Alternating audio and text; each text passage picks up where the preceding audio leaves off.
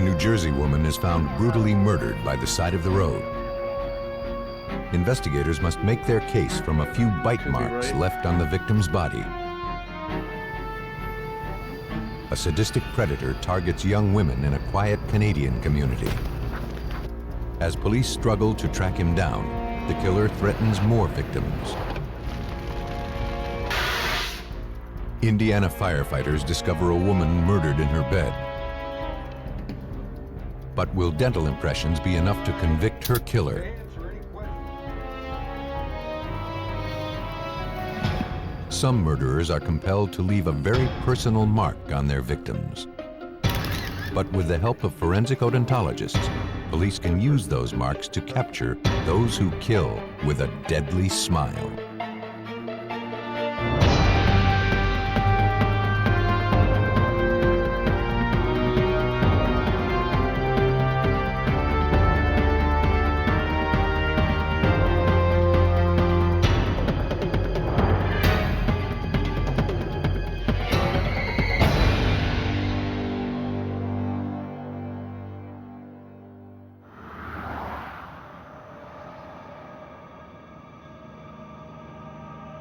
In this episode, some of the names have been changed. Just after midnight on August 12, 1994, police in Woodbridge, New Jersey were dispatched to a remote area just off Route 1. A battered, semi-nude woman, identified as 25-year-old Melissa Padilla, had been found murdered, lying inside a concrete pipe. Crime technicians began processing the area for clues. They collected several recently purchased grocery items scattered near the body. They also recovered a blood-stained dollar bill and nearby several cigarette butts, which investigators hoped would yield valuable DNA evidence. The victim's discarded shorts, stained with blood, were found nearby. Inside one of the pockets was a store receipt for several grocery items, time-stamped 11:29 p.m. While evidence technicians continued processing the scene, Melissa's boyfriend, Hector Gonzalez, who had found her body, was brought in for questioning. He couldn't imagine anyone who would want to hurt Melissa, a dedicated mother of 4. Hector said that after putting the kids to bed around 11 p.m., Melissa said she wanted to go to a nearby convenience store to pick up a few things. Hector agreed to watch the kids. She said she would be back within a half hour. Thank you. When she hadn't returned more than an hour later, he became concerned and asked a friend to help look for her. That's when they found Melissa's battered body along Route 1, the path she normally took to go to the store. Hector later agreed to take a polygraph examination. Test results indicated he had nothing to do with Melissa's murder. Though police had no obvious suspects, the motive behind the murder seemed clear. Middlesex County Prosecutor's Office Lieutenant Lawrence Nagel worked the case. The woman that was found at the scene was found naked from the waist down. It appeared there was severe trauma to her face area.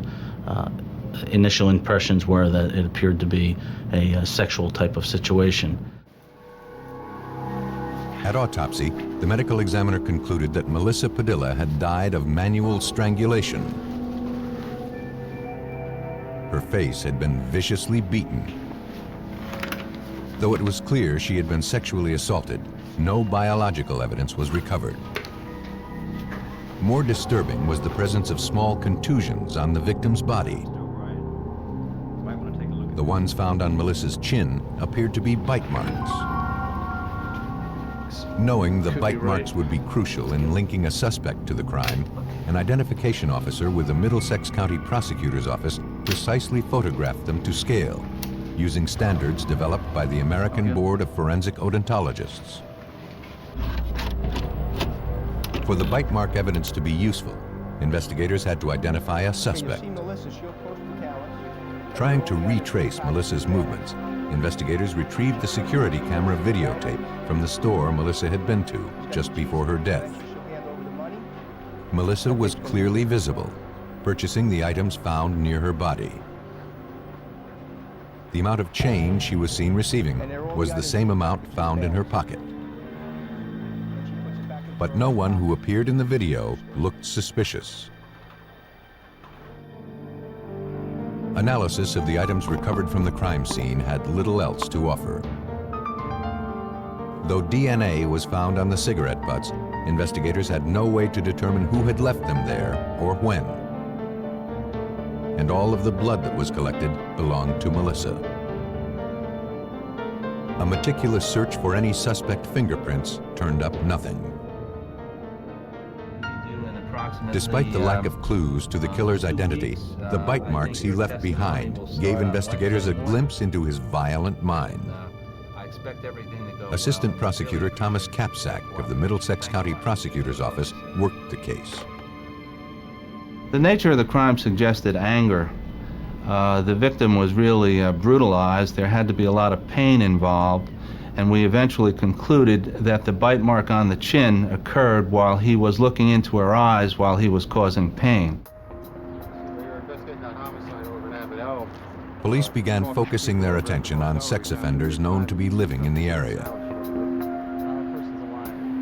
A state prison facility housing such offenders was located just a few miles from the crime scene. And several inmates had recently been released. Investigators tracked each one of them down. All denied knowledge of Melissa Padilla's murder. And all were eventually cleared by polygraph examinations. Investigators scoured dozens of homicide cases looking for one with a similar MO. But despite their efforts, 8 months passed with no progress in the investigation of Melissa Padilla's murder. But in April 1995, investigators received a call from the Maine State Police. Authorities there were requesting background information on a Woodbridge, New Jersey resident, 31-year-old Stephen Fortin, who was in their custody for sexually assaulting a female Maine State Trooper. For Lieutenant Nagel, the details of the assault sounded eerily familiar. It was revealed during a conversation with the Maine State Police that the trooper during the assault by Stephen Fortin was bitten in the same immediate areas that Melissa Padilla was bitten on. Hoping this was the break they had been waiting for, investigators traveled to Maine to speak with the trooper, who was still recovering in the hospital. Investigators immediately noticed that the trooper had sustained bite marks on her chin, the same spot where Melissa Padilla had been bitten. The off-duty trooper said she saw a car parked on the side of the road, facing oncoming traffic. Open the window! Concerned, she pulled over. You having trouble with your car tonight? The driver claimed to be having mechanical problems, Okay, I need you to but step the out of trooper car, noticed son. a strong alcohol smell. Okay, stand right there. Okay, don't move. Don't move. Okay. She administered a breathalyzer test, which confirmed that the man was intoxicated. As the trooper radioed into the station for backup, the man suddenly attacked her from behind and knocked her unconscious. When she came to, she was in the passenger seat of her patrol car. She was in a great deal of pain and suddenly realized she had been sexually assaulted while unconscious. Believing the assailant was planning to kill her, the trooper jumped out of the car. The driver continued on. The next thing she remembered was waking up in the hospital. Her assailant, Stephen Fortin, was taken into custody less than an hour later. After examining and photographing the trooper's injuries, one thing became clear. The assault on the state trooper and the murder of Melissa Padilla bore the same ritualistic signature. Ritual involves getting sexual gratification from the crime you commit. The signature in our case really was the ritual, and that is the beating to the eyes and the nose, the bite mark on the chin. Come over here and check For this investigators, the similar MO of the two assaults had to be more than just a coincidence. New Jersey police went to the jail in Kennebec County, Maine, to question Fortin about the Melissa Padilla homicide. Though Fortin admitted to living in Woodbridge, New Jersey at the time, he insisted he didn't know anyone named Melissa Padilla and denied any knowledge of her murder. He also denied ever being in the area along Route 1, where Melissa's body was found. But he didn't deny his involvement in the assault on the female trooper, though he claimed he had acted in self-defense. Investigators collected hair and blood samples to compare to evidence recovered from the Melissa Padilla crime scene. Though investigators finally had a strong suspect in the young woman's homicide, they were still a long way from proving that Stephen Fortin was her killer.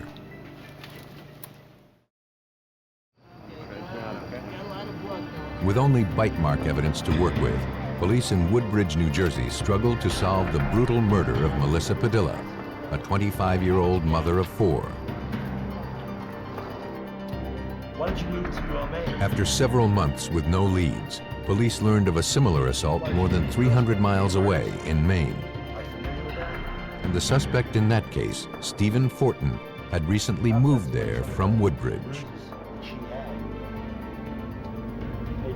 While waiting for DNA analysis, New Jersey authorities interviewed Fortin's friends and associates. They located an ex-girlfriend who still lived in Woodbridge. She had plenty to say about Steve Fortin. She said their turbulent 4-month relationship suddenly came to a violent halt after Fortin assaulted her during an argument they had while taking a walk along Route 1. She added that after their fight, Fortin returned to apologize. The girlfriend noticed cuts and scratches on Fortin's face and hands. Fortin explained that he feared she had called the police, and he fled through the woods to avoid them. She believed the incident had taken place on August 12th. Not only was that the night Melissa was murdered, but the girlfriend had put Fortin on Route 1, an area he previously claimed he had never been to.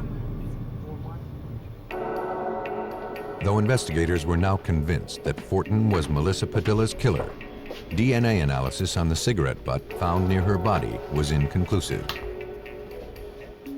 Examiners analyzed all of the evidence found at the crime scene again, hoping something may have been overlooked. But nothing was found. For Identification Officer Jim O'Brien, it was clear that the bite marks would be the crucial link connecting Stephen Fortin to Melissa's murder. The DNA results were inconclusive. We had no hairs or fibers from Stephen Fortin found on the victim's body, and I never developed any fingerprints on any of the evidence that came back to anyone except the victim herself. Therefore, the photographs of the bite marks on the victim's body were very, very important in terms of physical evidence and in terms of putting Stephen Fortin at this crime scene. In April 1995, Stephen Fortin was taken to the office of Dr. Brian Morin, a dentist in Waterville, Maine. To prove Fortin had made the bite marks on Melissa's body, investigators first needed models detailing every unique feature of his teeth. First, photographs of the suspect's teeth are taken using a millimeter ruler, so examiners can accurately determine the scale of the photos for later comparisons to pictures of the victim's injuries. Then, impressions of the upper and lower teeth are taken using a substance called dental stone, a material similar to plaster. After the molds are allowed to harden, Morin then grinds them down to remove excess material, allowing examiners to clearly see the unique features of the teeth. The molds of the suspect's teeth, in addition to life-size photographs of the bite mark injuries, are all examiners need to perform the analysis. Dr. Tom Richardson, a forensic odontologist in Portland, Maine, explains the process. The molds of teeth are the casts. They are the likeness of the individual's teeth in size and in shape. The photos are from the individual or medium that was bitten, and they are life size as well. We take the casts, put an overlay, go up against the marks on the photo, and we either are going to have a match if the photos are good and the marks are there, or we're not going to.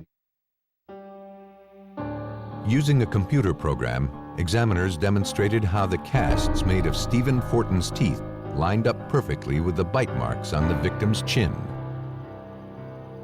Photographs here. The spacing between Fortin's teeth, the dimensions of the arches of his bite, and the unique details of his teeth were all consistent with the injuries on both victims. Detectives now had the physical proof they needed to charge Stephen Fortin with the murder of Melissa Padilla.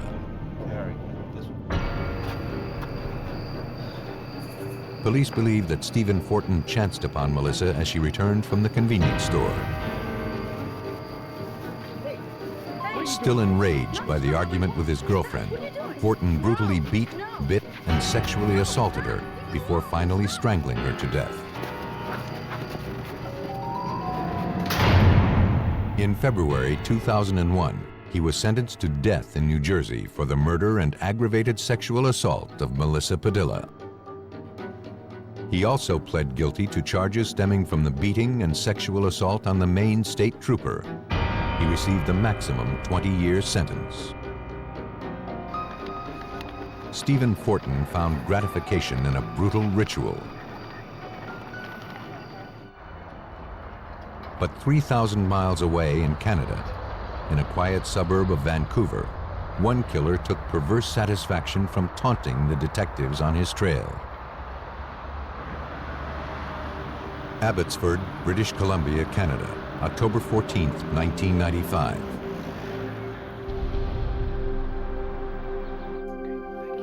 In the early morning hours, officers from the Abbotsford Police Department were dispatched to a hospital emergency room. There, they found 16-year-old Melissa Connor, still recovering from a brutal beating she sustained a few hours earlier. Melissa told investigators that she and a friend, Tracy Sawyer, were on their way to a party when a man wielding a baseball bat jumped out of the bushes and attacked them. During the struggle, Melissa was knocked unconscious. When she came to, Tracy and the assailant were nowhere in sight. Though her recollection of the attack was still a bit hazy, Melissa was certain she had never seen the man before. Investigators rushed to the scene of the assault to search for Tracy. But only one item found at the scene suggested that a struggle had taken place. A single hoop earring that belonged to the missing teenager. Inspector Rod Gale of the Abbotsford Police Department hoped a canvass of the neighborhood would yield information. There were witnesses in the area of the crime scene, but the witnesses that we established there had only heard screams in the early hours of the morning, and no one had actually seen anything. Okay. Investigators feared that the 16-year-old Tracy Sawyer had been abducted, or worse. And with no suspects to pursue, they knew that time was working against them. A description of the missing teenager and details of the assault were distributed to all area law enforcement agencies.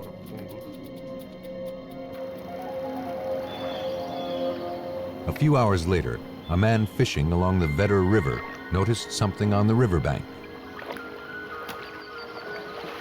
As he moved closer to get a better look, he realized he had found a human body.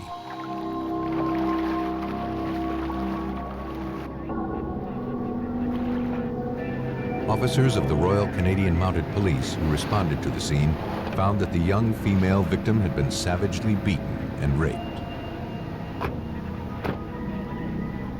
Police scoured the shoreline for clues that could help them identify the young woman and her killer. But they found nothing. Still, officers of the Royal Canadian Mounted Police believed this was the missing Abbotsford girl. Sergeant Kevin McLeod. The obvious connection to me to the Abbotsford case was the fact that Abbotsford had a missing girl and we had a dead girl. And this is close vicinity of the two communities. Dental records confirmed that the woman found at the Vedder River was Tracy Sawyer. The medical examiner confirmed that the young woman had been raped. He also noted massive blunt force trauma to her head. But that wasn't what killed her. The official cause of death was ruled a drowning. The only clues to the killer's identity were bite marks on the victim's torso. The impressions were carefully photographed and preserved as evidence. The photos were sent to the Bureau of Legal Dentistry Laboratory in Vancouver. There, Dr. David Sweet, a recognized expert in forensic odontology, examined the evidence. After studying the bite mark injuries, he realized there was the potential for additional evidence to be obtained. A new technique was available for recovering saliva from a bite mark, and we could even determine if DNA was available from the saliva and then possibly match that back to the suspect when and if one was made available. The theory behind the technique, referred to as double swabbing, is that saliva from the suspect's mouth is transferred into the bite marks left on the victim. As demonstrated here, Dr. Sweet first dampens a sterile swab with distilled water, then wipes it across the impressions, rehydrating any saliva cells in the bite marks. Then, he applies a second dry swab to the wounds, which will act as a sponge and collect the rehydrated cells that contain the suspect's DNA. Dr. Sweet performed the procedure on the teeth impressions found on Tracy Sawyer. And though she had been submerged in water for some time, he was confident the double swabbing technique would yield DNA evidence. Despite the fact that the body had been in water, the saliva is sticky enough in order to remain there, and if you can use some methods to collect that evidence that's there, even in trace forms, you'll have enough to test and to analyze. The procedure was successful. Minute traces of the killer's DNA was collected. But for that evidence to be useful, investigators would now have to find a way to identify a suspect.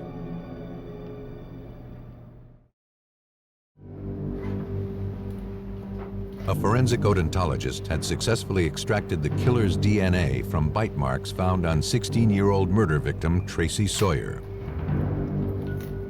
But for the evidence to be useful, police in Abbotsford, British Columbia, now had to identify a suspect.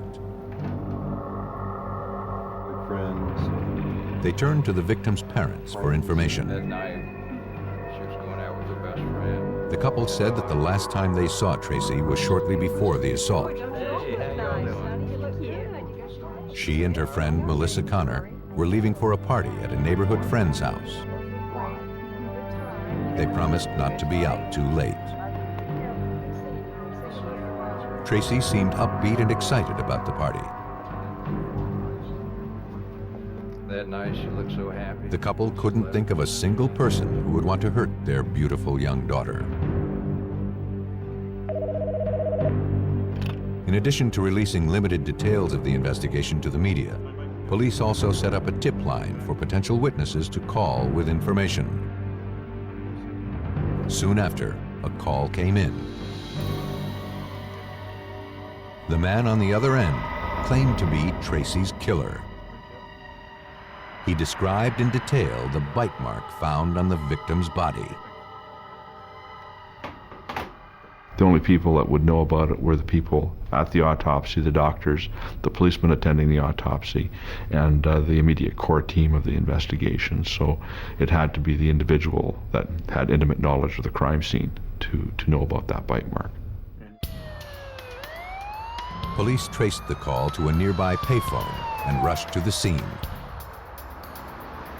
But no one was there. Technicians thoroughly dusted the phone for any fingerprints the suspect may have left behind. None were found. A short while later, Abbotsford police dispatchers received a 911 call. During the conversation, which was recorded by police, a man identified himself as the killer. He wanted to know if police were having trouble finding him. He said he would never be so stupid as to leave his prints at the payphone. Hey, where are you gonna be? He also promised to kill again. Hello? Are you there?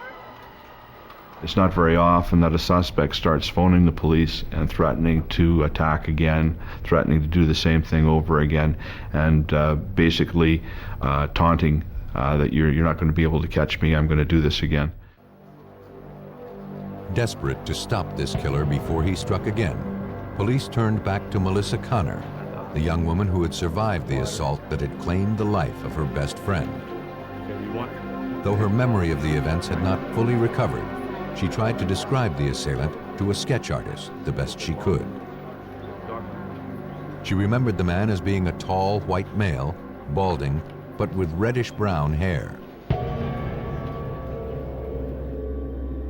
The information was enough for police to formulate a composite sketch, which was quickly released through the media. The press dubbed him the Abbotsford Killer. A few days later, a woman came forward with information. She recognized the man in the sketch. He appeared to be the same man who had attacked her with a baseball bat several months before. When shown a photo lineup, she picked out a man named John Eller. For the first time in the murder investigation, authorities had a viable suspect. In November 1995, more than a month after Tracy Sawyer's murder, detectives arrested John Eller at his home.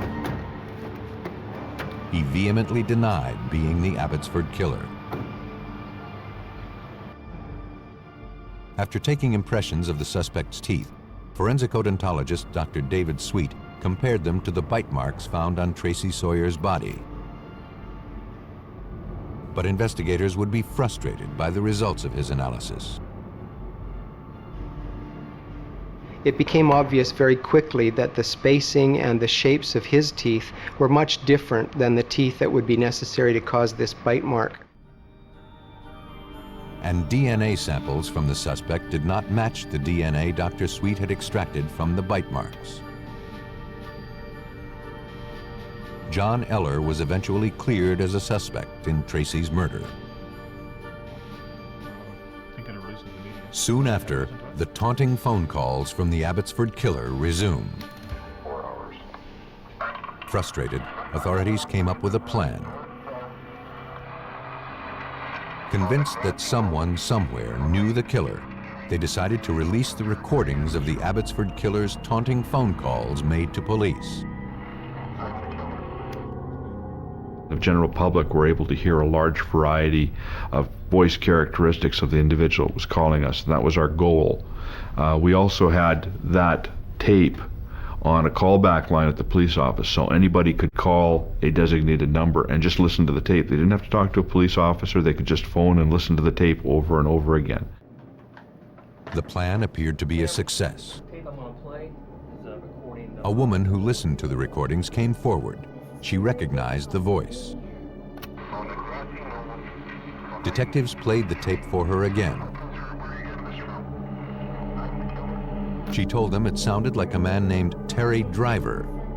You're positive that's your son? She knew the voice, she said, because Terry Driver was her son.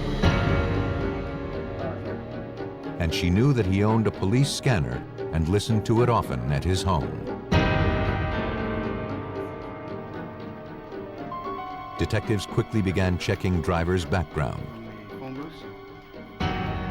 Though he had no criminal record, the 32-year-old printer lived with his wife and 2 kids in the same neighborhood where the taunting phone calls had originated. Terry Driver was brought in for questioning. Though Driver adamantly denied being the Abbotsford killer, detectives collected hair and saliva for DNA analysis. Photographs and wax casts of Driver's teeth were also taken. At the Bureau of Legal Dentistry in Vancouver, Dr. Sweet looked for similarities between Driver's dental evidence and bite marks found on Tracy Sawyer's body. I produced a clear overlay with the biting edges of his teeth recorded on it at life size, and then compared that to the photographs that were enlarged to life size also.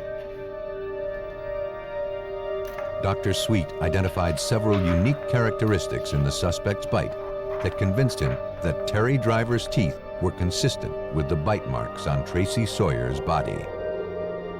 He had some chipped teeth as well as some crowding or rotations of teeth so that they were out of position and not where you would normally find them. This made his teeth unique from everybody else's, and those features were recorded in the bite mark also. But the irrefutable proof came from the DNA analysis. Terry Driver's DNA profile matched the profile of the DNA Dr. Sweet had extracted from the bite mark injuries. Dr. Sweet's double swabbing technique helped police clinch their case against a sadistic killer. To answer any questions now without your lawyer present. Terry Driver was arrested and charged with the murder of 16-year-old Tracy Sawyer and the attempted murder of her friend, Melissa Connor. Based on the evidence, Abbotsford police believed Terry Driver was a sick predator driven by an insatiable need for attention.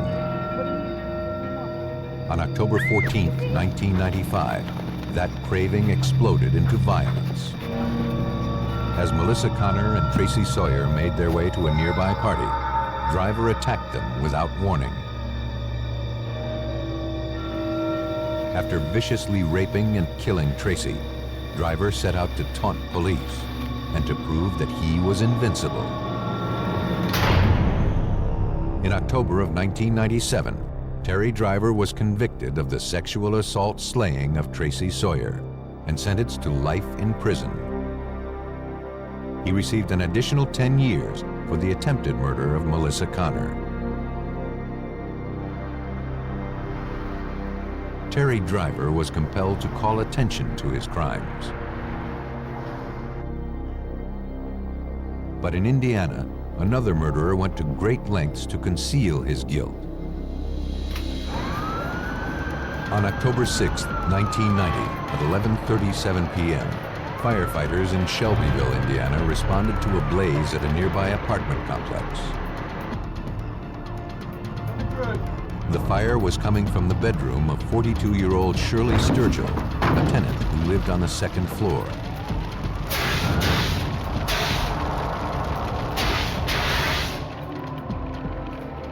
After extinguishing the fire on the bed, one of the firefighters made a grisly discovery: the badly burned body of a woman. And the strong smell of lighter fluid led rescue workers to conclude that this fire was no accident. After extinguishing a blaze in an apartment in Shelbyville, Indiana, firefighters had uncovered the badly burned remains of a woman lying in a bed. And according to Chief Kurt Etherton of the Shelbyville Police Department, all indications suggested she had been the victim of a homicide. It appeared a fire had been started either on or around the bed. There was an inverted V pattern, which is consistent with a fire where accelerants had been used. So it was our opinion that the fire had been set at that point. After confirming that the victim was the tenant, 42-year-old Shirley Sturgill, evidence technicians began searching for clues to tell them who had started the deadly blaze and why. Several latent prints were located and preserved as evidence. But later analysis revealed they all belonged to the victim. Investigators also collected 2 different brands of cigarette butts. DNA analysis later revealed the presence of 2 distinct DNA profiles, and neither matched the victim. It appeared Shirley Sturgill's killer, or killers, had unsuccessfully tried to burn away any trace of evidence from the crime scene. At autopsy, the medical examiner determined that Shirley had not died as a result of the fire. She had been strangled to death. She had also been sexually assaulted. But the biological evidence recovered was too degraded for a thorough analysis. And there was more. Several marks were found on the victim's torso, stomach, and thigh. The ME concluded they were bite marks made from human teeth. For investigators, they were the strongest link to Shirley's killer. That person told us that if we had a suspect, that they could take impressions and he would be able to determine whether or not those bite marks were made by a particular person, because there were some distinctive markings on the bites that would be consistent with someone's teeth not being aligned straight. Detectives began their hunt for Shirley Sturgill's killer by speaking with her daughter. Angie Carr said she and her mother were very close. She couldn't think of anyone who would want to hurt her. She described her mother as a kind, sensitive, and selfless woman who dedicated her life to Angie's happiness and well-being. She was also a wonderful grandmother to Angie's young children.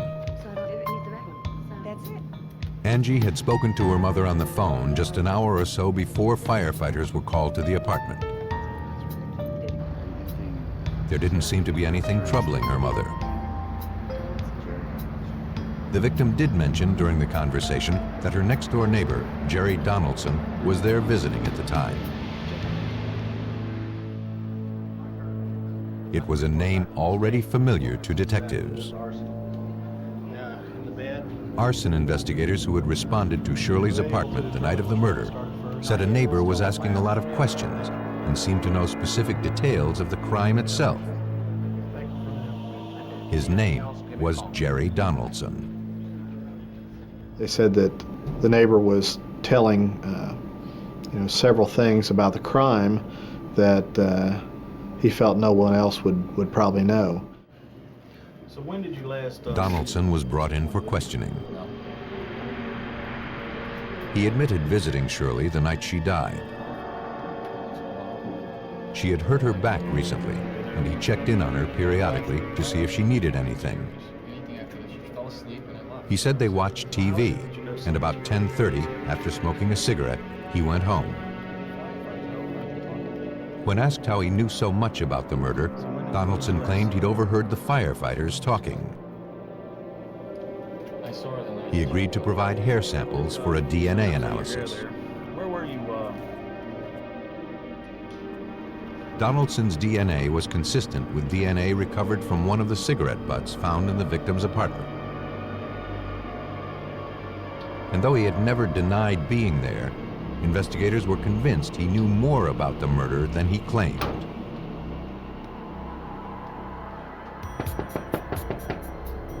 On October 24th, nearly 3 weeks after Shirley Sturgill's murder, police arrested Jerry Donaldson on suspicion of murder.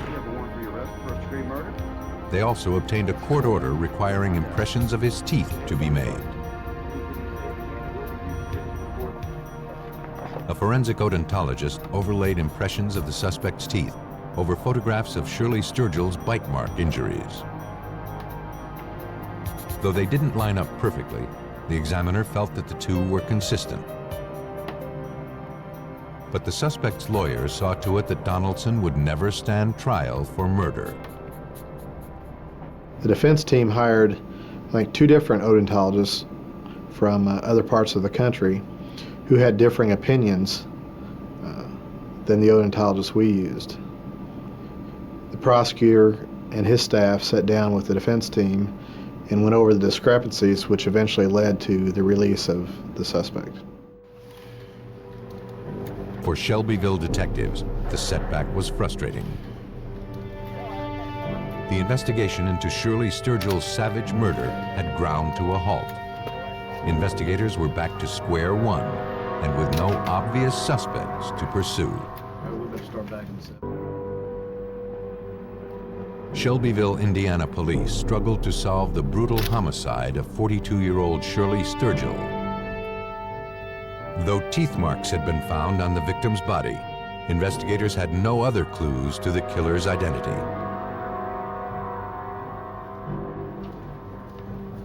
A year after the homicide, the case was turned over to Captain Bill Dwenger. One of the things that struck me as odd, it was the amount of anger or rage that was built up inside someone that could inflict these type of injuries on another human being. After re-examining dozens of witness statements taken over the previous year, Dwenger noticed that several people had commented that Shirley and her son-in-law had not gotten along. Though that didn't seem so unusual, investigators decided to talk with Shirley's daughter Angie again, and to her husband, John Del Carr. Could I just get a copy of the... Mr. Carr, we're here investigating the murder. John Del Carr was upfront about his feelings for his mother-in-law. He didn't like her, and they argued often. Mostly about Shirley's constant interfering with his marriage. He said that on the night of the murder, he was with an old Army buddy who was visiting from out of town. He hadn't seen Shirley that day. Angie corroborated her husband's alibi. Though John Del Carr was still considered a suspect, police had no evidence against him.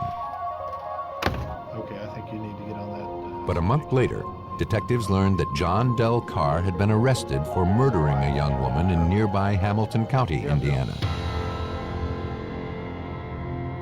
Though no bite marks were left on this victim, she had been sexually assaulted and strangled to death.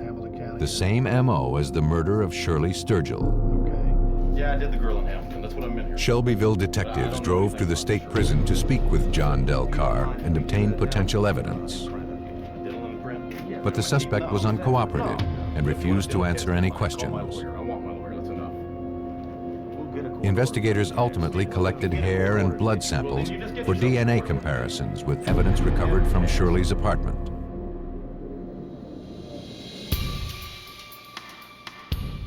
At the crime lab, examiners concluded that John Del Carr's DNA was consistent with DNA from one of the cigarette butts found in Shirley's bedroom. John Del Carr had been at the victim's apartment, something he previously denied. Though it was strong circumstantial evidence, it didn't prove that he was the killer. There was only one way investigators could make their case. They needed impressions of John Del Carr's teeth to compare to the bite marks found on Shirley Sturgill's body. But so far, they lacked probable cause to obtain a warrant to force the suspect to provide the samples. and they knew that without that evidence, it would be difficult to get a conviction. Thanks. Thank you. We needed to know, and the jury's going to need to know, did we get his dental impressions? Did they match up to the bite marks on the body of Shirley Sturgill? Without that, I'm not sure a jury would be able to find him guilty beyond a reasonable doubt. So we needed that information, whether it was going to be, yes, they do match up, or no, they do not. On August 3rd, 1994, almost 4 years after the murder, investigators finally got a break. Angie Carr had since divorced her husband, and now that he was in prison, she wanted to talk. She believed John Del Carr had in fact murdered her mother. She admitted to having lied to police before, but out of fear for her safety and the safety of her children.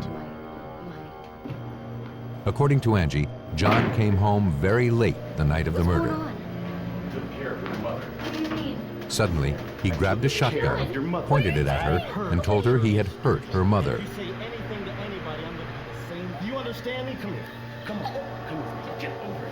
He dragged her to the room where her children were sleeping and threatened to kill her and them if she ever said anything. Angie told police that John kept up his threats in the following month. The kids' room. Besides hurting your back. And she believed he wouldn't hesitate to carry them out. Put a shotgun to their heads and threatened to kill them too. John Carr's wife, I believe, was genuinely terrified of John. She knew what he was capable of. I think she did what she had to do to protect herself and her children. It was the break detectives had been waiting for. Angie's testimony was enough for investigators to obtain a court order to force John Del Carr to give teeth impressions. Investigators contacted forensic odontologist Dr. John Kenny, the deputy coroner for DuPage County, Illinois. I was asked to go to the state prison and to meet with Mr. Carr in the dental infirmary and to take his impressions and any other records as I would need to make a bite mark comparison. Okay. But John Del Carr still refused to cooperate. Okay. Investigators received another court order, this time giving them the authority to anesthetize the suspect in order to obtain the evidence.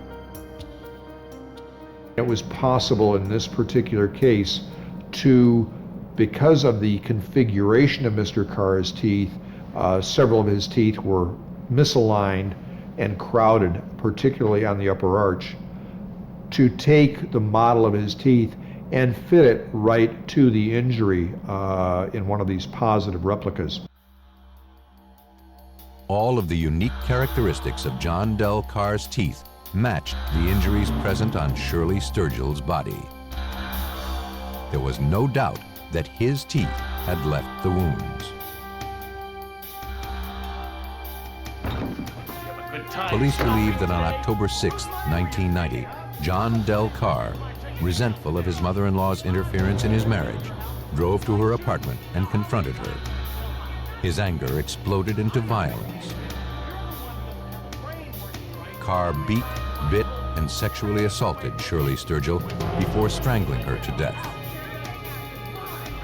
After, he set her apartment on fire, hoping all traces of his crime would burn away.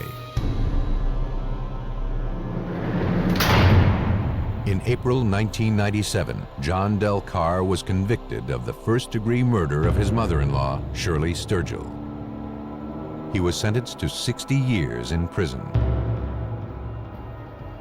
Some killers are driven to leave a very personal mark on their victims.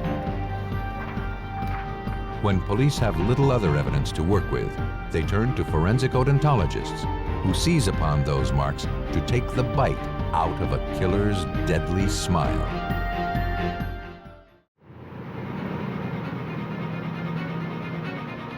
In North Carolina, a Marine's estranged wife disappears without a trace. With no body and little physical evidence, naval investigators struggle to determine her fate. The remains of a young woman are found burning near a rural South Carolina road. For 5 years, her identity and that of her killer remain a mystery. In Virginia, a sailor in the United States Navy is found murdered in a vacant lot.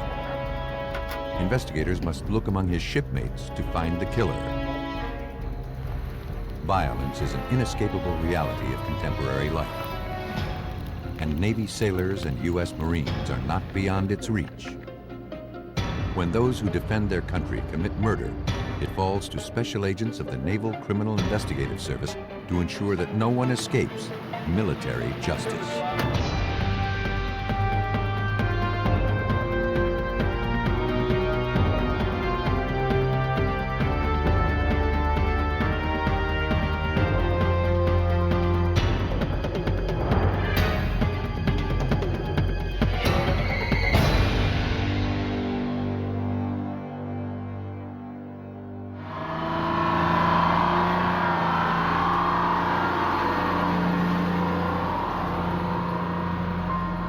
North Carolina's Camp Lejeune is one of America's largest training grounds for the U.S. Marine Corps. But even here, where honor and loyalty are virtues, betrayal and murder exist.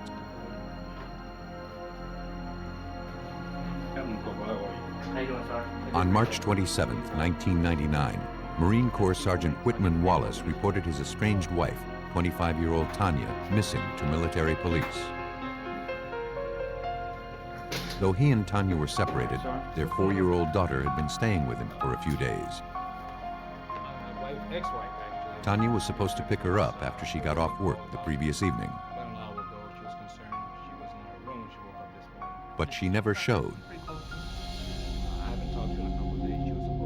Tanya's roommates hadn't seen her either, and they said that her vehicle was also missing. Whitman believed Tanya had run off with another man. The case was turned over to the Naval Criminal Investigative Service, or NCIS,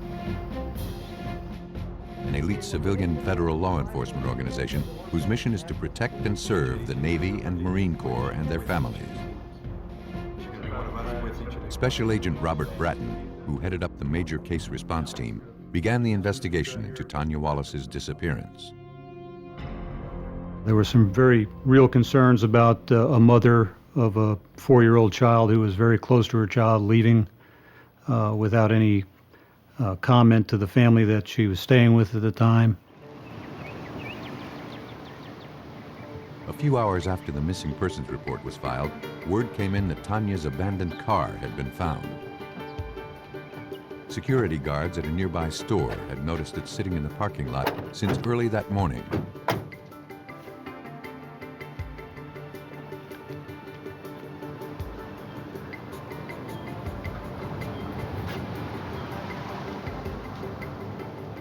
An examination of the vehicle's exterior revealed the presence of small traces of human blood on the door handle.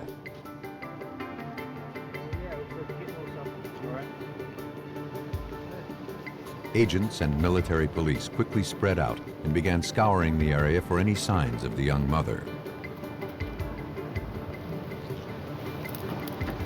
But hours of searching failed to produce any clues to the missing woman's whereabouts. The vehicle was impounded for a more detailed analysis. Agents had to consider that with an impending divorce, Tanya Wallace might have gone missing on purpose. Looking for answers, agents went to check out her apartment and interview her roommates. One confirmed that recently Tanya had begun dating another man, but he was in the Navy and was currently deployed overseas. Tanya had made no mention of plans to travel. And since ending her relationship with the abusive Whitman Wallace, nothing seemed to be troubling her. The roommate added that since her split with Wallace, Tanya had become upbeat and excited about the new life she had ahead of her. She was committed to her daughter's happiness, and her roommate could not believe that Tanya would simply abandon her 4-year-old, leaving her estranged husband to raise her. Based on interviews of her girlfriend that she was living with, the fact that she had never left the child alone for any period of time. In fact, was uncomfortable leaving her child with the father for any extended periods of time. We relatively quickly ruled out the idea that she had probably left with somebody willingly. Before leaving, agents collected Tanya's toothbrush and a hairbrush for future DNA comparisons.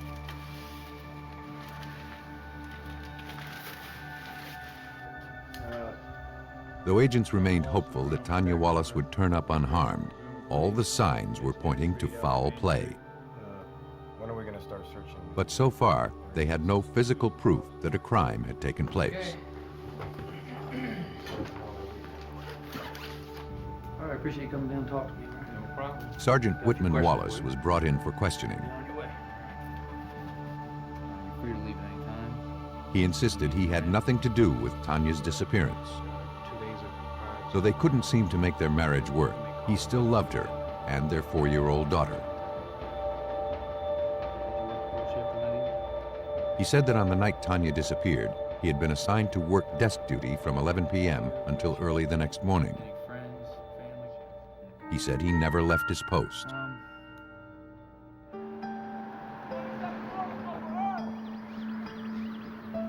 Agents contacted Wallace's assistant, who also worked that evening. He confirmed that Wallace began his shift at 11 o'clock. And explained that his wife had not picked up the child. But 30 minutes later, Wallace asked him to watch his desk. Wallace said his wife hadn't shown up to pick up their daughter, and he needed to go back home and look after her until Tanya arrived.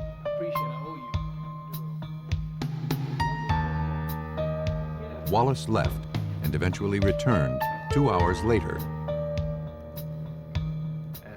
Agents realized that Sergeant Wallace had lied when he claimed he never left work that night. Now, they needed to find out what he was trying to hide.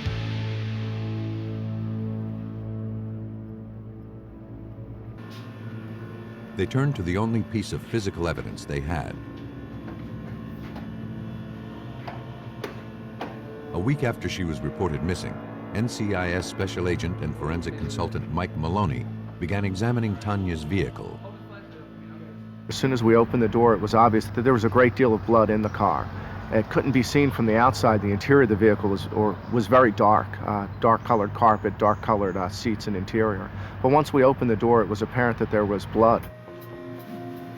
The carpet revealed a large blood stain, approximately 16 inches long and 13 inches wide. Examiners removed it for a more detailed analysis.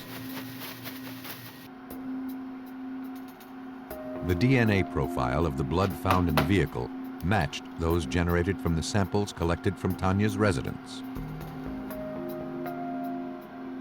Hey, Bob.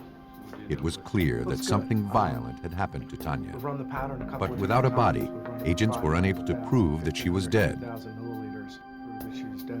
And Special Agent Mike Maloney devised a blood volume analysis experiment that could provide them with that proof. time we put into it. We felt that we could show that she had lost so much blood in that vehicle that she couldn't possibly be alive. Agent Maloney first needed to determine how much blood it would take to create the same size stains as those left on the vehicle's carpet. They obtained carpet samples from the vehicle manufacturer and saturated them with human blood. Examiners determined that 1,850 milliliters of human blood, or nearly 4 pints, was necessary to create a similar size stain. And that would be nearly half of Tanya Wallace's total blood volume. No one could have survived such severe bleeding without medical assistance. For agents, there was now no doubt that Tanya Wallace was dead. And they were equally convinced that her estranged husband, Sergeant Whitman Wallace, was responsible. But so far, they had no hard evidence to prove murder. With no body and only a blood-stained carpet to work with, forensic examiners of the Naval Criminal Investigative Service proved that missing 25-year-old Tanya Wallace was dead. And NCIS special agents believed her estranged husband, Marine Corps Sergeant Whitman Wallace, had killed her. But they lacked physical proof. And Wallace was no longer cooperating. So you understand exactly what your rights are. Believing the suspect may have tried to throw away evidence of his guilt, agents began searching the dumpsters surrounding Wallace's barracks. But the trash had already been emptied. NCIS Special Agent Robert Bratton refused to give up. Though it seemed like a long shot, he contacted the area landfill, where all of the trash from the Camp Lejeune dumpsters is brought. They can tell you where trash that's picked up and delivered that day or any particular day is within just a few feet. We asked them at that point to isolate the trash that was delivered on Monday and Tuesday of that week. The Marines' Chemical Biological Incidents Response Force located that spot and began sifting through the mountain of debris. After hours of searching, the team found and collected a large green military-issue sweatshirt and some women's clothes. All of the items were covered with what appeared to be bloodstains.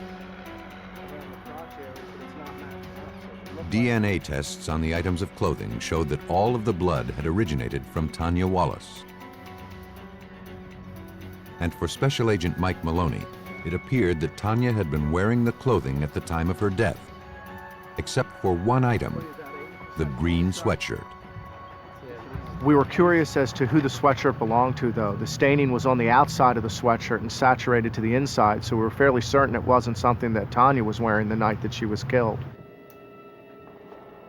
We examined the neckband of the sweatshirt and also the armpits, and there was quite a bit of debris, of old skin cells, of sweat and sweat saturation. Examiners were able to extract minute traces of DNA from the skin cells found on the sweatshirt. Analysis showed that the DNA was consistent with having come from Sergeant Whitman Wallace. Believing they were closing in on Tanya's killer, agents searched Wallace's barracks room. Wallace was in the process of moving out, and the place had been thoroughly cleaned. I don't know what they'll turn out to be. When agents applied luminol and darkened the room, large stains emerged on the tile floor. Yeah. Tests confirmed that the blood was human. He got the red out, but that's all we got out. The hemoglobin's still there, and that's what's But the stains stopped abruptly where the carpet began. No blood was present beyond the tile flooring. But we've got this line. Convinced Tanya had been murdered inside Whitman Wallace's barracks room, agents began interviewing other Marines who lived in the same complex. Thanks. What do you have for me? One Marine recalled that a few days after Tanya was reported missing, Wallace paid him a visit. It's probably no big deal. I appreciate it, man. You don't know how much I appreciate this. He said that he had an inspection coming up, and the carpet in his room was muddy and it would never pass. Wallace asked to switch the carpets, and the barracks mate agreed. But after the inspection was complete, Wallace never returned to switch the rugs back. Appreciate it. Look, I'll give you a call, all right? All right, later on, okay. In fact, it was still lying on the Marine's floor. You have his rug now. Yeah. Hoping the rug contained the evidence they needed to prove Whitman Wallace was a killer, agents collected it and brought it to the lab for testing. Yes, sir. What you had? Got it?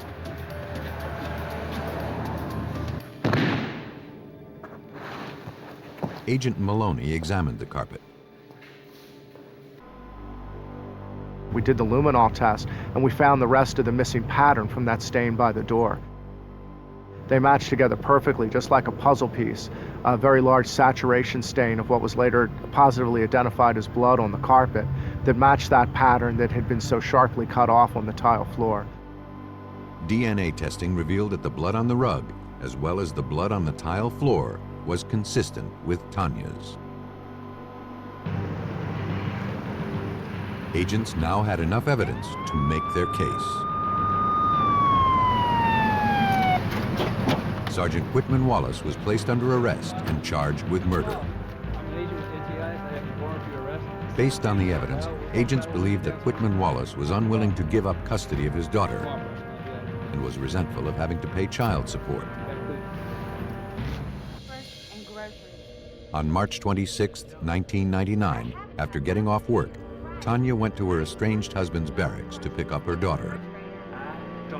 Whitman Wallace had made sure he would be there when she arrived. With the couple's 4-year-old daughter asleep in the next room, Wallace savagely beat Tanya to death.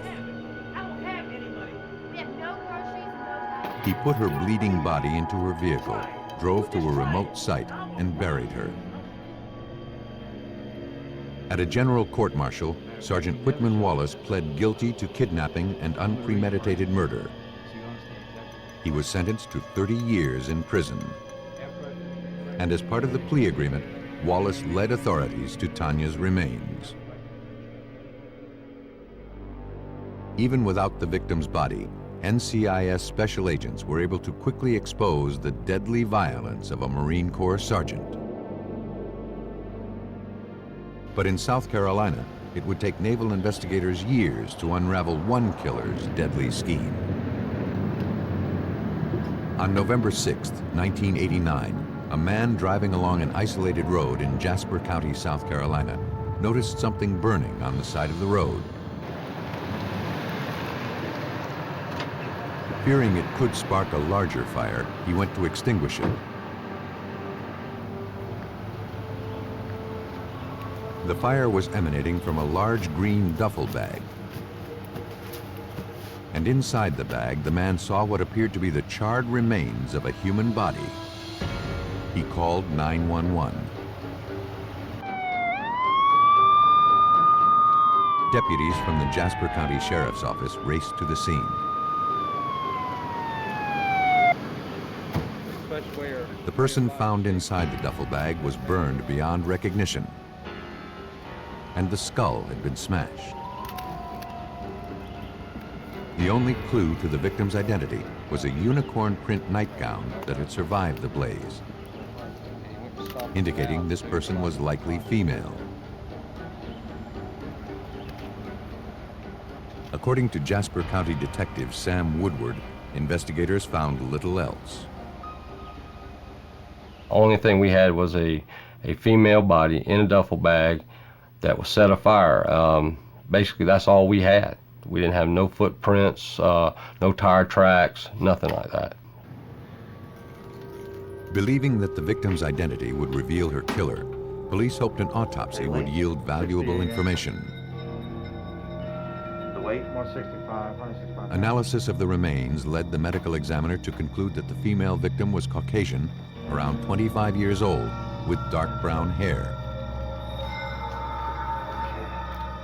An enlarged uterus indicated that she had recently given birth. Her death had been brutal. She had been hit in the head 32 times with a blunt instrument.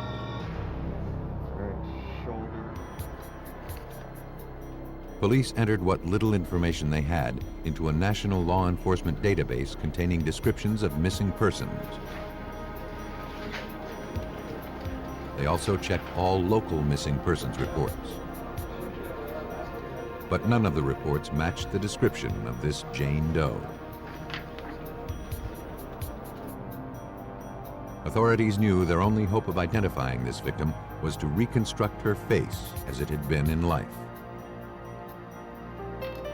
For help, police called upon the expertise of Dr. Ted Rathbun, professor of anthropology at the University of South Carolina. He quickly realized this task would not be easy. In a complete human skull, there are 22 separate bones of the skull and face.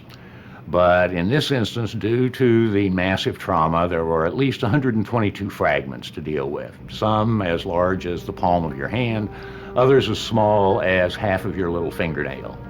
So that it really was a jigsaw puzzle, a three-dimensional jigsaw puzzle. After 8 days, Dr. Rathbun had successfully rebuilt the skull. I was able to provide law enforcement and the forensic artists with a completed skull that was held together with glue, with supporting sticks and clay, so that photographs could be taken and oriented, representing an individual with a distinctive facial structure. Forensic artist Roy Pascal of the South Carolina Law Enforcement Division was brought in. It was now up to him to bring this victim to life. We do have that hybrid.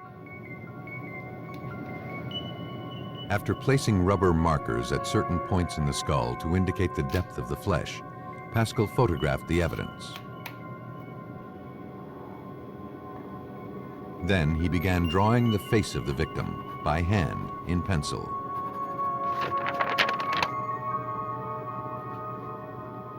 Four months after her body was found, Jane Doe finally had a face. Hoping to spark some recognition from the public, the victim's image was distributed throughout the area to the media and to local law enforcement agencies. But no leads were developed. 5 years went by without a break in the investigation. It began to look as if this case would never be solved.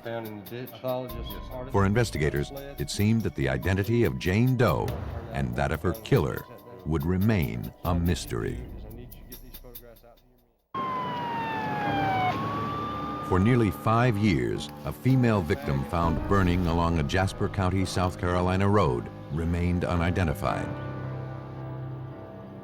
Although forensic examiners had given Jane Doe a face, her name and the circumstances surrounding her death remained a mystery. Go one time. Years of searching through missing persons reports failed to produce a match. It's just one of those things, Nick. It's just... And by 1993, missing persons cases filed in South Carolina had reached an all-time high.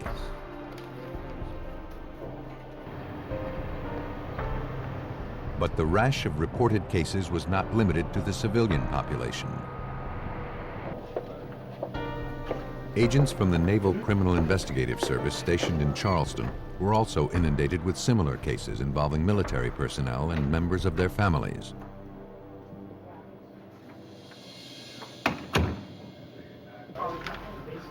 Though they had formed a cold case squad to deal with the volume, their caseload continued to increase.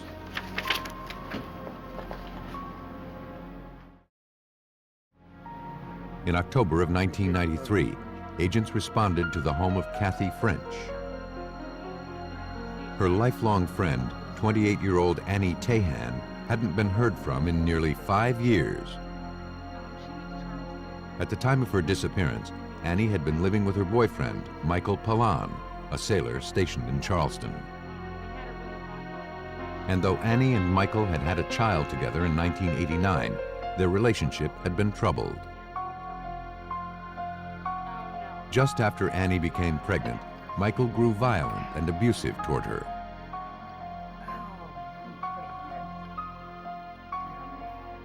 He would explode into a rage for no particular reason and threaten to leave her and take their baby with him.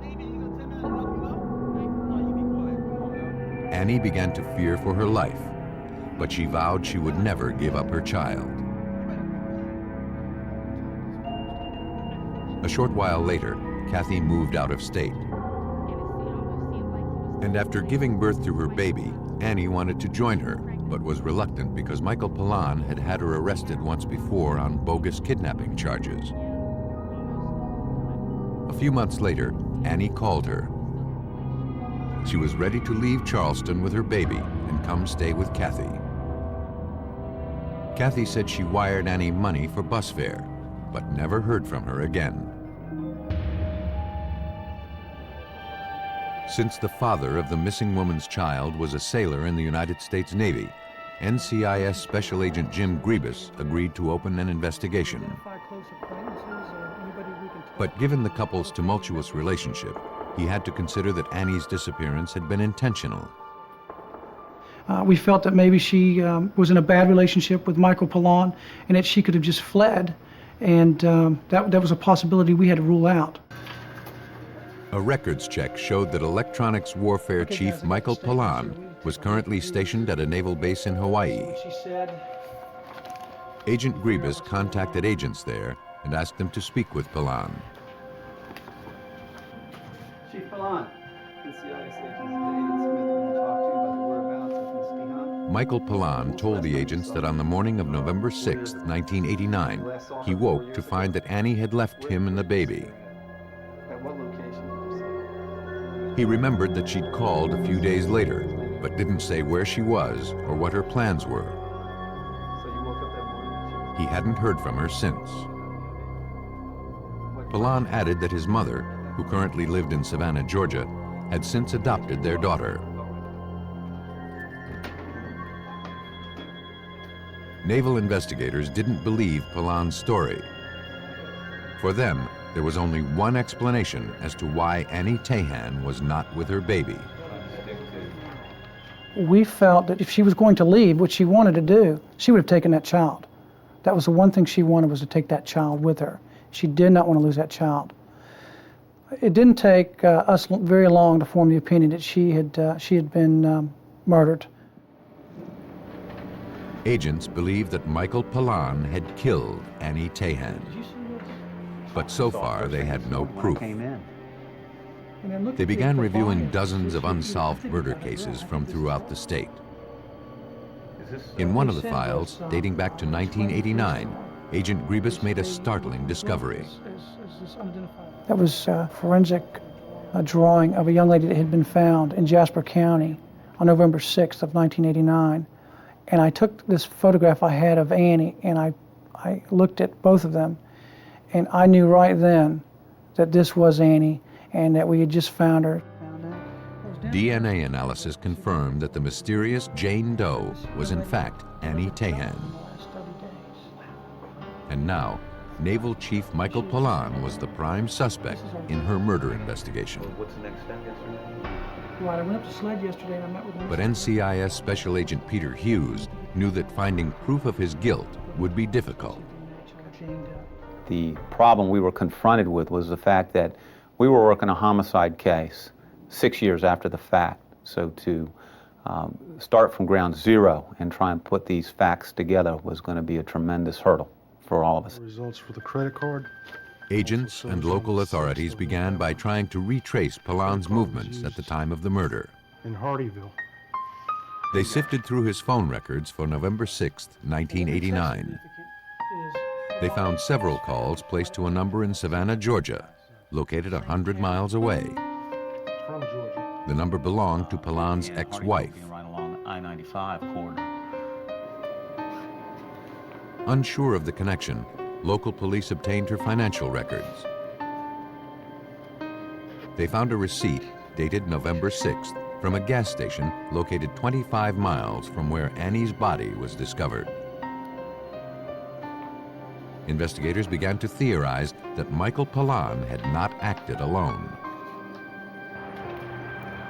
Agents traveled to Miami, where Pallon's ex-wife currently lived. Though she denied any knowledge of Annie's murder, she remembered that one morning in mid-November 1989, Pallon called her.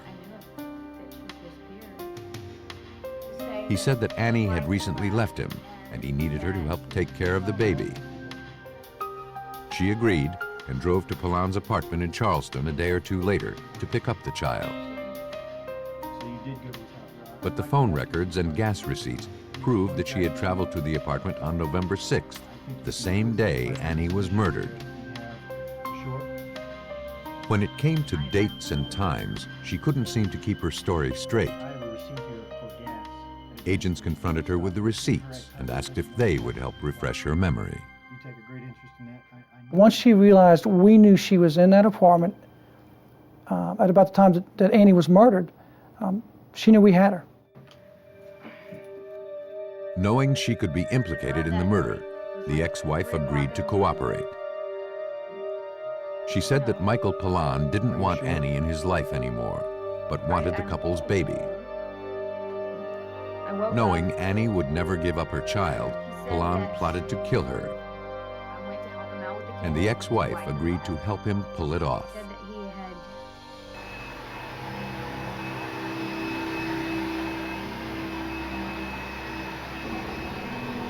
In the early morning hours of November 6th, Palan called her and told her it was done, and he needed her help in cleaning up the apartment.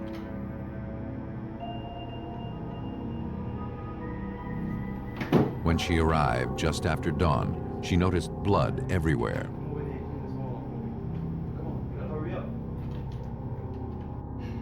After helping Palan load Annie's body into the trunk of his car, she helped him shampoo the carpets and paint over the blood spatter on the walls. The information had brought agents one step closer to making their case. Now they needed to find physical proof that Michael Palan had done what his ex-wife had accused him of. She agreed to take agents to Palan's old apartment and walk them through the crime scene. Though the apartment was now vacant, the ex-wife was able to point out where Annie's body had been on the carpet. She also described the pattern of blood spatter on the walls and ceiling. But no blood was visible. And after so many years, agents were skeptical they would find any. Still, agents darkened the room and applied luminol throughout the area. To their surprise, blood was still present, and the locations of all the stains were exactly where the ex-wife said they would be. Though the findings had corroborated the ex-wife's statements and provided powerful evidence of Palan's guilt, agents knew it didn't prove beyond a reasonable doubt that he was the killer. Because when you look at the facts of the case, a defense attorney can easily say that this was a jealous wife who killed her. Not Palan, but a jealous wife. Agents needed to get Michael Palan to confess to the murder. With the ex-wife's help, agents set a trap.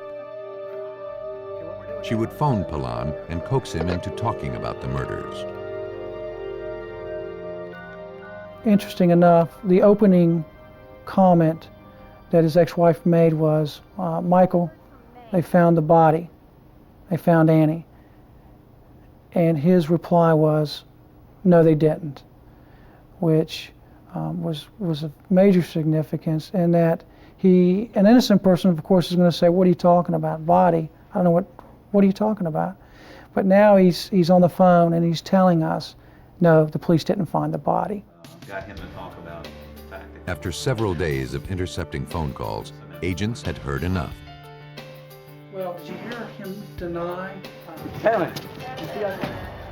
3 weeks before he was scheduled to retire from the Navy, Chief Michael Palan was placed under arrest and charged with the murder of Annie Tahan. Back, please.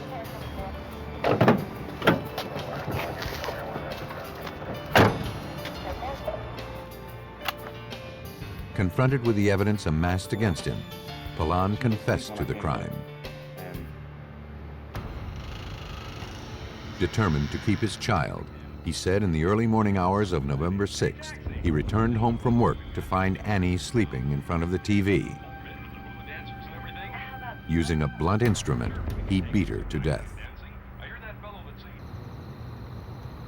To conceal his guilt, he placed Annie's body in a duffel bag and drove to a deserted country road.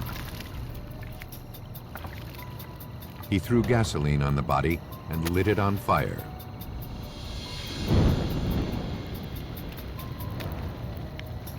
At a general court-martial convened at the Naval Station in Mayport, Florida, Michael Pilon pled guilty to the premeditated murder of Annie Tahan. He was sentenced to 30 years at the Leavenworth Federal Prison. Ask for comparisons. Betrayal by a husband or a wife has become all too common. This is our girl. Or somewhere along the way we lost. But military buddies claim to be loyal friends to the end. Those areas. Much in the eyes. On the morning of April 23, 1998, a man pulling up weeds near an apartment complex in Newport News, Virginia, noticed something lying in the grass.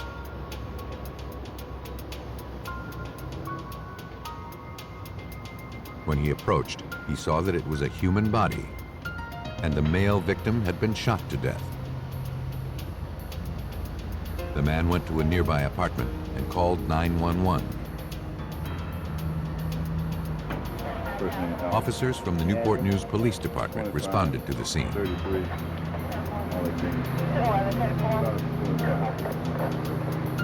They began searching the victim's pockets for any clues to his identity.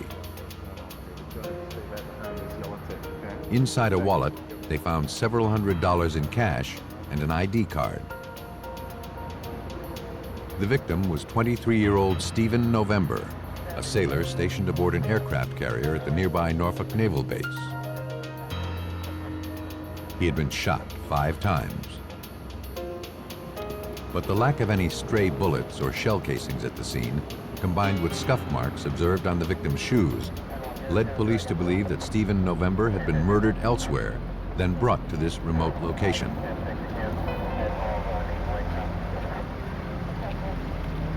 No one who lived in the area had seen or heard anything unusual.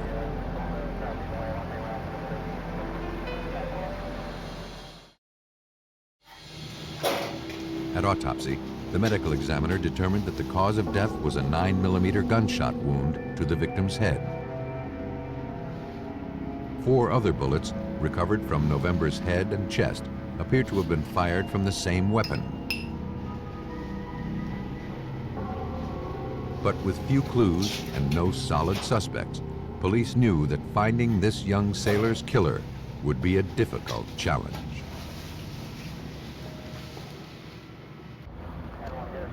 Police in Newport News, Virginia, continued searching for answers in the shooting death of 23-year-old Stephen November, an enlisted sailor in the United States Navy. With little physical evidence to go on, police hoped a search of his residence would yield some clues.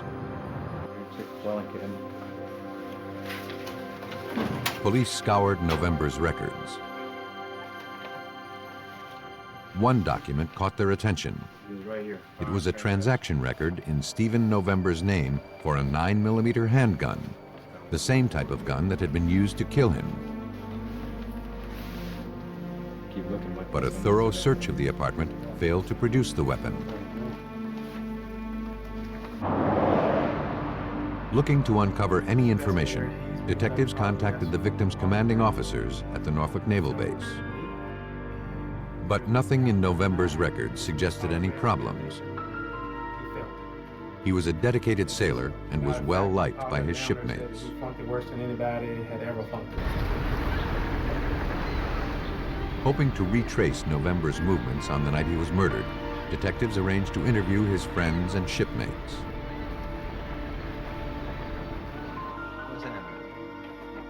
Airman apprentice Hector Coleman said he and another friend were with November the night before his body was discovered. The 3 had gone out to run a few errands that evening.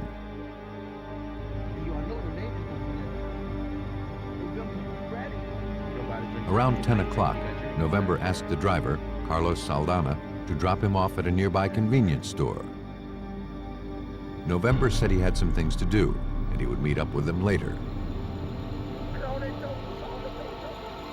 He had just cashed a large tax refund check and was carrying over $2,000 in cash.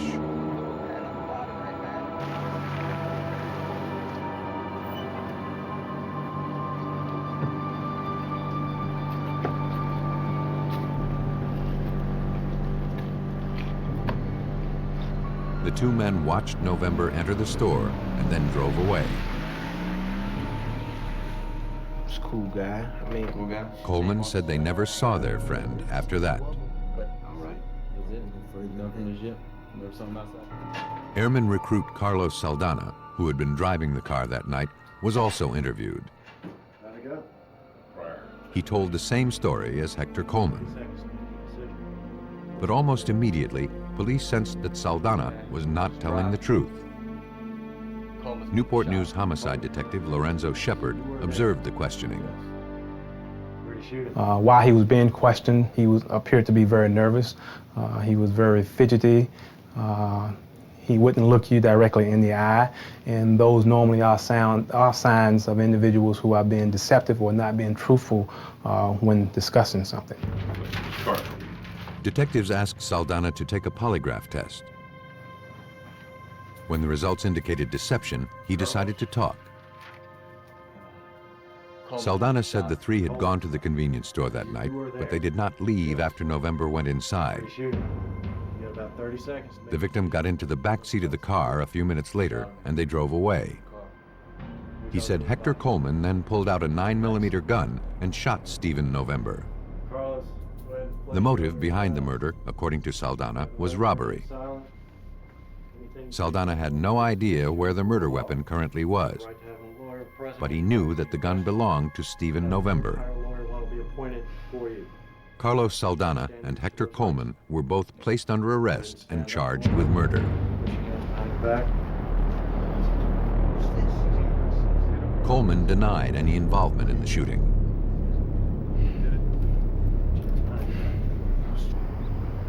With Saldana's confession, police believed they had an airtight case. But a month before the case was scheduled to go to trial, an inmate serving time with Saldana in the city jail came forward with information. I've already been here for 3 months. I don't, everybody. Carlos Saldana had bragged that he was the one who actually murdered Stephen November. He told the inmate that he had pinned it on Hector Coleman in order to avoid the death penalty. The inmate had provided reliable information in the past, and police had no reason to doubt him now. Just let me know. Investigators' strongest witness had confessed to being the triggerman. And now, a month before the trial, they were back to square one. Investigators knew that one of the two men in custody was responsible for Stephen November's murder. But until they could prove who had pulled the trigger, they knew they could never win a conviction. Police in Newport News, Virginia had two enlisted men in custody for the murder of Stephen November, a 23-year-old Navy sailor found shot to death in a vacant lot. Though Carlos Saldana told police that his friend Hector Coleman was the killer, Saldana later admitted to an inmate that he had actually pulled the trigger. Coleman's been shot. With the trial just weeks away, investigators were now in danger of losing their case. But they had another option, one that would allow investigators more time to build a solid case. Newport News authorities dropped all of the charges against Hector Coleman and Carlos Saldana and turned the case over to prosecutors of the Navy's Judge Advocate General Corps, referred to as JAG, who shared jurisdiction in the investigation.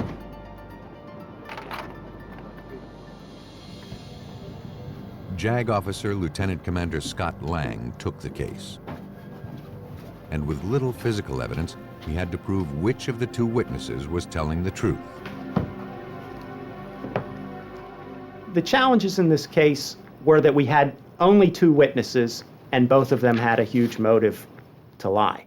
No one wants to get pinned with being the actual trigger man in a murder. So we did not want to commit our prosecutorial efforts to any one theory based solely on the word of someone with a motive to lie. For help, Lieutenant Commander Lang turned to special agents of the Naval Criminal Investigative Service located in Norfolk, Virginia. Well, I just want to give everybody a brief here. Agent Bill Heath was assigned the case. His first step was to determine the truthfulness of Carlos Saldana's claim that Hector Coleman committed the murder inside his vehicle. We wanted to go back to that vehicle and determine the feasibility of Mr. Saldana's statement. Could this shooting have occurred in this vehicle as he described? That was their primary objective. Is it possible? An initial inspection of the vehicle, however, revealed no visible traces of blood or any other signs of violence. The search of Saldana's vehicle was turning up nothing, and it seemed that agents' best chance of exposing Stephen November's killer was slipping away. But NCIS forensic examiners are trained to look past the obvious. Special Agent Mike Maloney removed the rear seat of the vehicle where Stephen November had allegedly been sitting when the murder occurred. When he split the seat cushions open, he found the underlying foam cushion soaked in blood. We'll do a hemodynamic to make sure it's blood. DNA analysis confirmed that the bloodstains had come from Stephen November's body. Using a projectile trajectory analysis, Agent Maloney now set out to prove where the shots had come from. We need to do a test on it just to make sure it is. Projectile trajectory analysis is a method by which you take the injuries or the wounds that occur to the individual and also any intermediate targets that the bullet may have passed through, be it the clothing, be it the seat itself, a wall, a window. And by lining those up, you're able to determine where the likely point of origin of that shot was. A mannequin with Stephen November's bullet-ridden shirt was placed in the back seat of Saldana's car. Using the bloodstains in the seat cushion to approximate the victim's position, Agent Maloney concluded that the path of the bullets must have originated from the front passenger seat. Since Carlos Saldana was known to be the driver the night of the murder, agents could assume that Hector Coleman had occupied the front passenger seat position.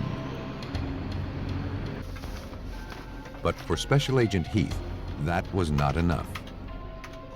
He needed to locate the murder weapon, which he believed was Stephen November's missing 9mm gun. A short while after entering the serial number into a national law enforcement database, he got a call. Bullets to New York, we'll do the analysis. Police in Brooklyn, New York had arrested a man on a burglary charge, and in his possession was Stephen November's 9mm handgun. When the gun was recovered, I was extremely happy that we had found that proverbial needle in a haystack. The next hurdle was determining, is this the murder weapon or not? After ballistics tests confirmed that November's gun had fired the fatal shots, Agent Heath traveled to New York to find out how the gun got there. The man in custody claimed he bought the gun from a friend of his. Reluctantly, he provided agents with the name and number of the seller. Agents contacted the man who had sold the gun. Fearing for his own safety, he agreed to talk, but only in a secluded spot at a nearby park. When shown photographs of the suspects, he pointed to Hector Coleman, an old childhood friend, as the man who sold him the 9mm gun. Coleman told his friend that he had used the gun to commit a murder, and now he needed to get rid of it. Once I was able to locate the witness in New York that actually purchased this 9mm from Mr. Coleman, his testimony became absolutely tremendous, because here we have a disinterested third party who, in a casual conversation with Mr. Coleman, was given all the details of the crime. Though agents have no idea why Carlos Saldana had bragged to an inmate that he had pulled the trigger, they had proven that Hector Coleman had murdered Stephen November.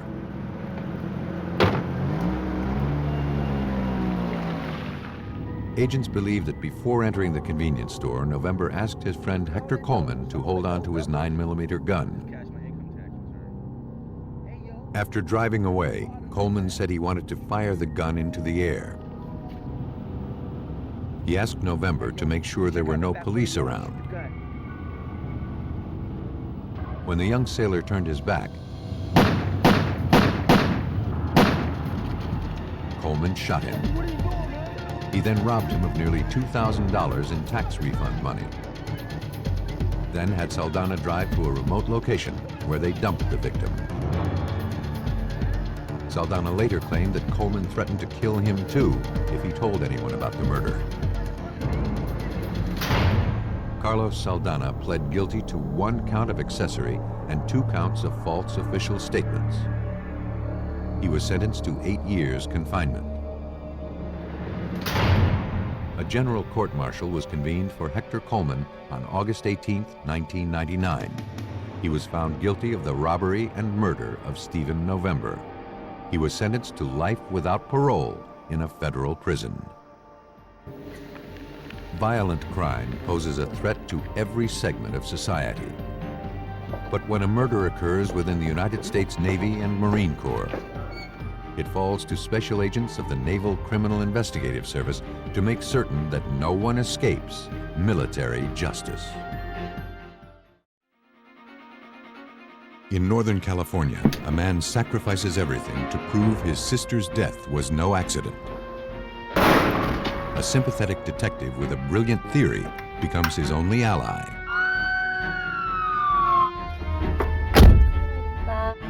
A young woman vanishes, and everyone's convinced she's been murdered. Texas investigators have a suspect and a motive, but absolutely no proof. At least, not yet. A sexual predator terrorizes a quiet Colorado neighborhood. When his spree suddenly ends, authorities are left with no way to find him. Anyone can get away with murder, at least for a while. But as long as a murder remains unsolved, it also remains open. And justice favors the unforgotten.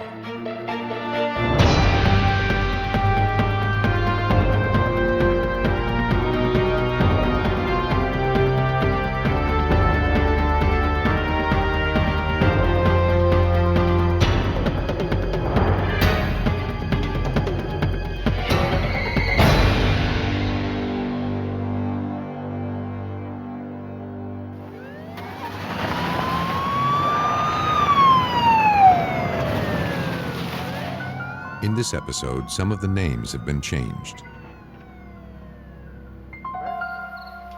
On February 22, 1985, Palo Alto, California police were dispatched to the home of James and Abigail Niebauer.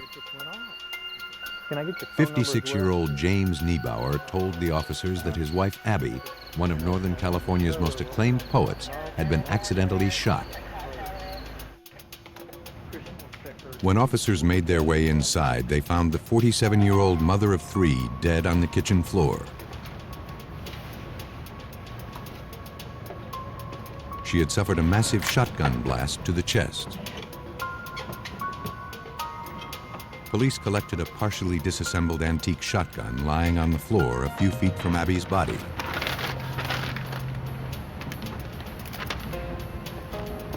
On a nearby table, police noticed polish, rags, and other cleaning supplies. Crime scene technicians photographed the scene.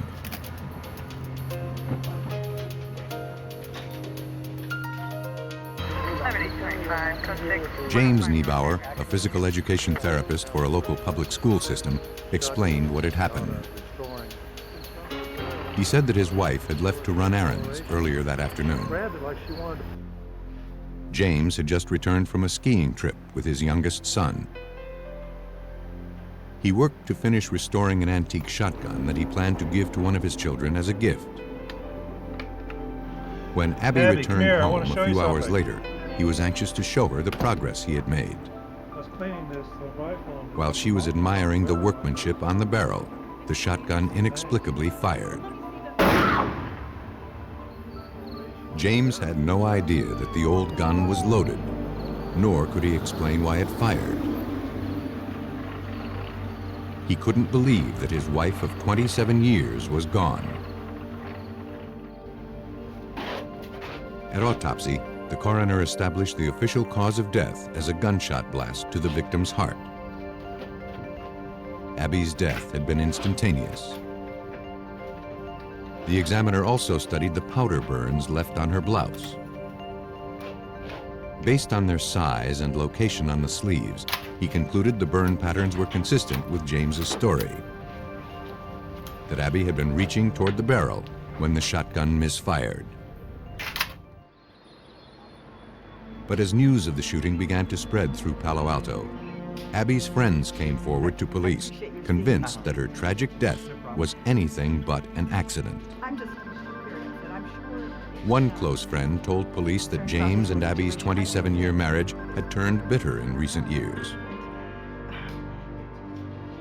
The Niebauers, she said, had stayed together only for the sake of their 3 children. In fact, Abby planned to file for divorce after their youngest son left for college in a few months. Until then, Abby hoped to minimize the tensions in the house by converting the couple's garage into her own apartment. But James refused to let go. He would often explode into a rage, accusing Abby of seeing other men.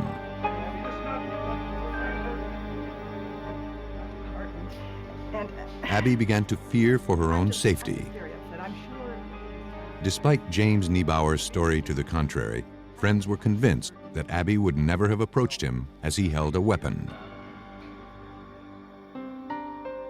Forensic technicians examined the old shotgun. After a thorough analysis, they could find no obvious flaws in the trigger mechanism that would explain why the shotgun had spontaneously fired.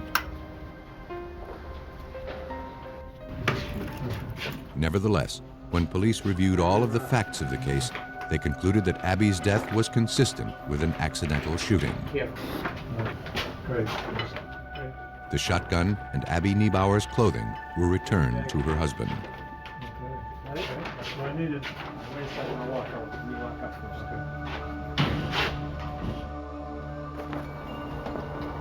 More than 700 miles away in Olympia, Washington, Abby's brother, Lee Sansom, had been following the investigation.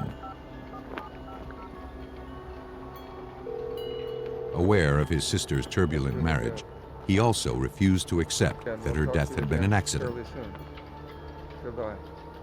I was very much surprised when a friend of my sister's sent me a newspaper clipping indicating that the shooting had been declared an accident by the police. That was completely the last thing that I thought would happen. Abby's brother traveled to the Palo Alto District Attorney's office, hoping to convince them that this case demanded a closer look. Though he had no physical evidence, he believed he could establish a motive for murder. He said that just 2 weeks before Abby's death, the estate of their recently deceased parents had been settled. Abby's inheritance was $180,000. She confided to her brother that she planned to keep it in an account where James couldn't touch it.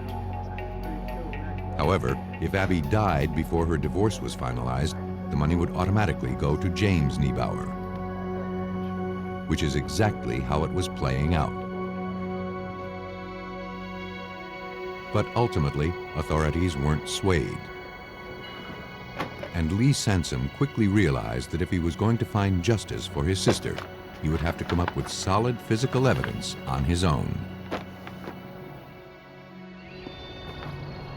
As he struggled to find a way to expose his brother-in-law's crime, he received a letter from authorities in Palo Alto. I got a letter back saying that they didn't really feel that there was any reason that the local prosecutor probably knew what they were doing, and that there was no reason for them to look further into it. Unwilling to accept the official ruling, Sansom made a difficult decision. He quit his job as a computer programmer and began investing all of his time and money to finding justice for his sister. Financially, I lost everything that I had put aside for my retirement and that I had inherited from my parents. And as I say, there were huge gaps of time in which I was waiting for some results. It was very difficult. Sounds like a good one. 8 years passed without a break. Then, Sansom learned of a survivors advocacy group called Citizens Against Homicide. Good to hear from you. They agreed to help him jumpstart the investigation. The group contacted the Palo Alto Police Department and persisted until authorities agreed to re-examine Abby's death. When homicide detective Michael Yore reviewed the files, he was surprised at what he found. My first impression on this particular case was that there was a homicide that occurred. This was not an accident. With Lee Sansom's help, Detective Yore, a firearms expert, retrieved the old shotgun and examined it for himself. It left him with more questions than answers. How could you get a single shot shotgun, okay, where you have 14 pounds of pressure to cock the shotgun? How could you get something like that where you've taken the time to take the foregrip off, taken the time to take the stock off, unscrew all these parts, and then not notice that this is a single shot shotgun that's loaded and cocked? Take another look into this case. The finding compelled detectives to reopen the case. Sorry about your mom. They began by interviewing the couple's youngest son, who was living at home at the time of the shooting. He told police that just hours before his mother was killed, he and his father had decided to return home a day early from a skiing trip. 6 hours is not bad. When they entered the house, he said his father stopped suddenly, listening for a sign that Abby was there with another man. Oh, nothing. Listen, why don't we give But you a couple Abby wasn't home. His father seemed agitated and then suggested he go out and have fun that evening.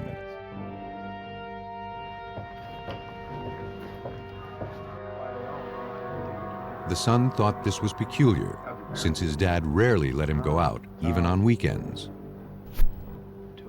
He went and never saw his mother alive again. Detective Yore was convinced that James Niebauer had sent his son away for a reason. He didn't want any witnesses to the shooting. But until investigators could find a way to come up with solid physical evidence to prove murder, Abby's death would officially remain an accident. After 10 years, police in Palo Alto, California agreed to reopen the investigation into the death of 47-year-old Abby Niebauer, shot by her husband James as he worked to restore an antique shotgun.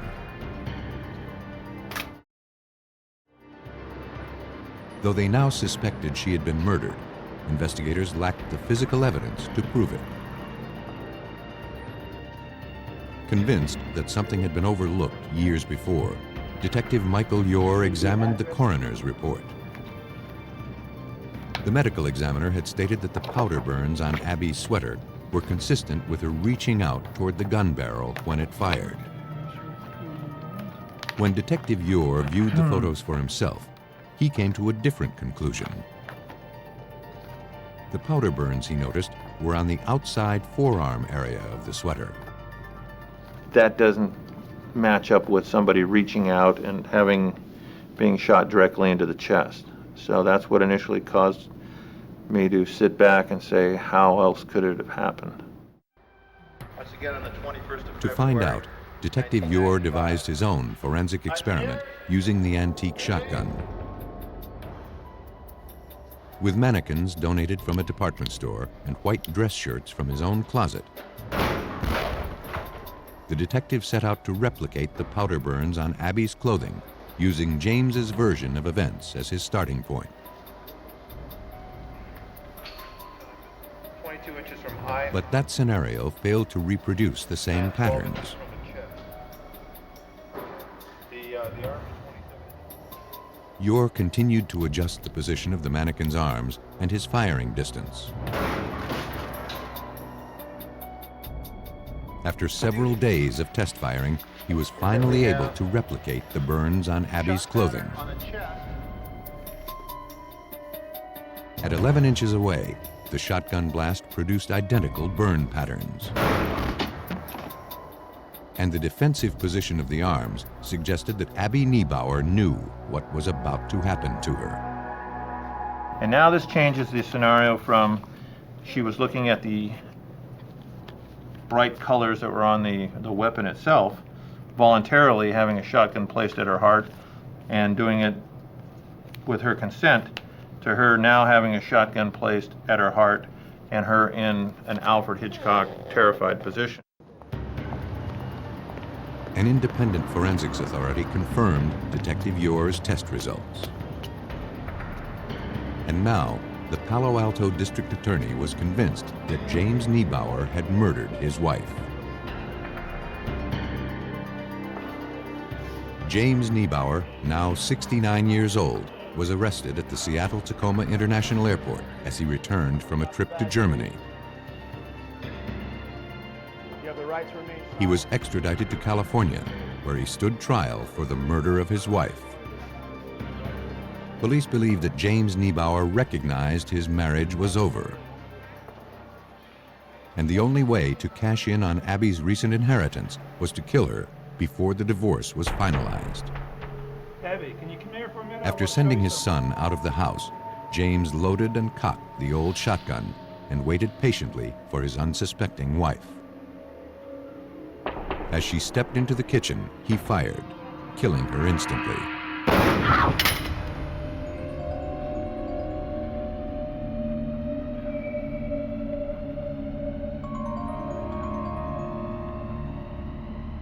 Later, he staged the scene to appear he'd been cleaning the weapon.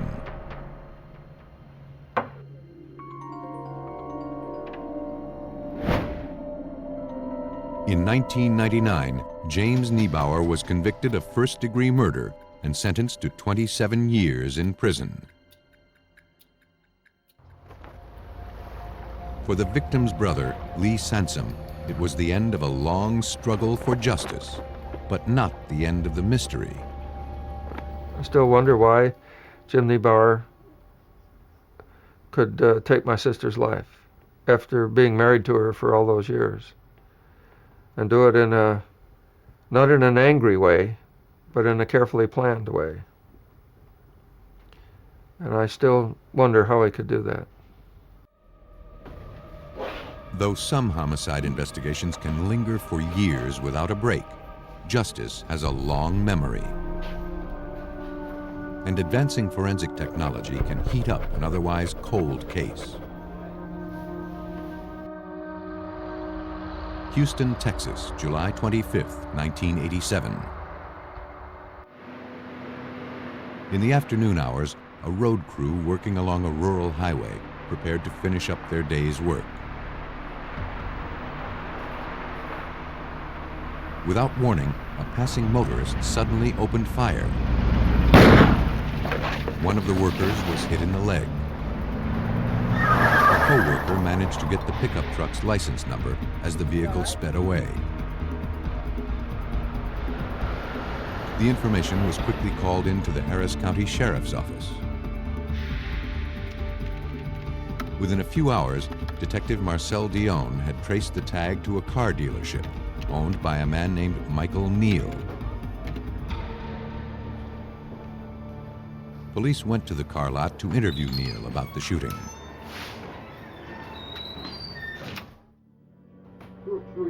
But according to an employee there, a young woman named Tracy Jo Shine, Michael Neal wasn't around. Is he here? Is Michael here? Detectives asked her about his current whereabouts, but she was incoherent and seemed unable to answer any questions. What are you on? You want something? You look kind of funny. Tracy Jo appeared to have probably had a shot or had taken some type of a drug, and I tried to get her to tell me where Michael Neal was, because that's who I was looking for. The officers asked to look around. Near Tracy Jo, the detective found a bag containing a powdery substance. Hey, detective, I think you And need in to the come see back room, the deputy uncovered a makeshift lab used for manufacturing methamphetamine, a potent form of speed. Tracy, is this your stuff in this other room? Though Tracy Joe claimed to know nothing about that, she was placed under arrest.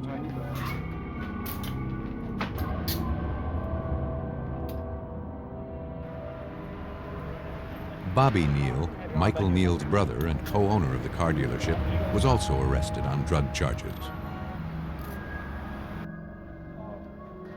Now, with drug charges pending, Tracy Joe was willing to talk to police about Michael Neal. Straight shooting. And we're trying to look out for you because this is no. She said she and Michael were romantically involved. I really don't think you're. In fact, the two shared a house. And so what I. But you can. Though she didn't know where he currently was, she told police that he was the man who had shot the road worker. Well, I got to take you back in the locker. She said that she and Michael Neal had gone out joyriding in his pickup truck. He was firing a handgun at random targets and thought it would be funny to shoot at the workers. Tracy Joe didn't know that he intended to actually hit them. She said she would be willing to testify against her boyfriend if police agreed to drop the drug charges against her. Until then, she refused to make an official statement. Tracy Joe was released on bail. When she left that, she told me she would get back with me and help me with the case. But more than a month went by without a word from the witness. Then, on September 9th, Tracy Joe's mother, Virginia Shine, came in to speak with police. She hadn't heard from her daughter in nearly 3 weeks. Tracy Joe Shine, the star witness in an attempted murder investigation, was now missing. Police in Harris County, Texas, were closing in on Michael Neal, the prime suspect in a random drive-by shooting that left one road worker lucky to be alive. Though Neal's girlfriend, Tracy Joe Shine, had agreed to testify against him, she was now missing. You know what it is, and I know it. Though the timing of her disappearance was suspicious, investigators had to consider that she had left town to avoid having to testify against her boyfriend. But then, Detective Marcel Dion received a call. A woman who wished to remain anonymous claimed to have information about a man who had murdered his girlfriend in their home. Supposedly, the girl had been placed in a 55-gallon drum of muriatic acid and been dismembered just prior to that. The informant started relating to me the names involved, and she named Michael Neal and Tracy Joe Shine. The informant heard rumors that the victim's remains had been transported to Michael Neal's car lot in a refrigerator after lying in his home for 3 days. Investigators obtained a warrant to search the premises of the car dealership.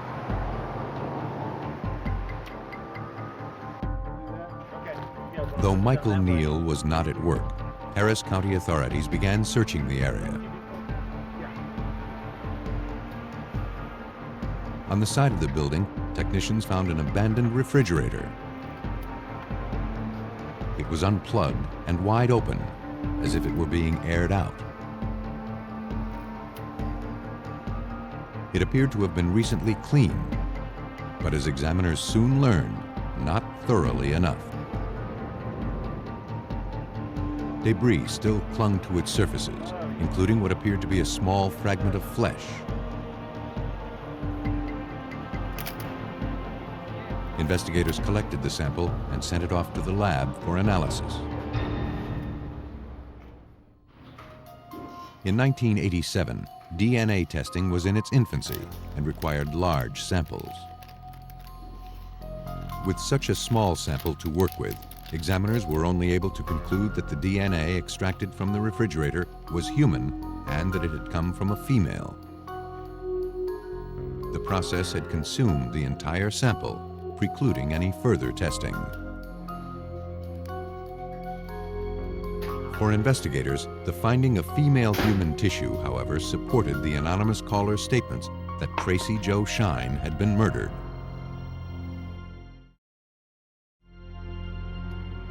Looking to find additional evidence to corroborate the story, police searched Michael Neal's bedroom, where Tracy Jo's dead body had allegedly lain for 3 days. If Tracy Jo had been murdered there, police and forensic technicians could find no evidence to prove it. You find anything? Anybody find anything? Michael Neal's whereabouts also remained a mystery. In November 1987, 4 months after Tracy Jo's disappearance, investigators got a break. Michael Neal had been located in San Antonio. He was in police custody for having shot a man in the face.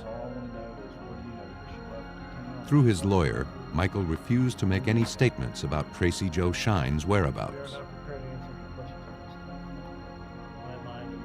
Though investigators believed he was involved in her disappearance, they lacked physical evidence.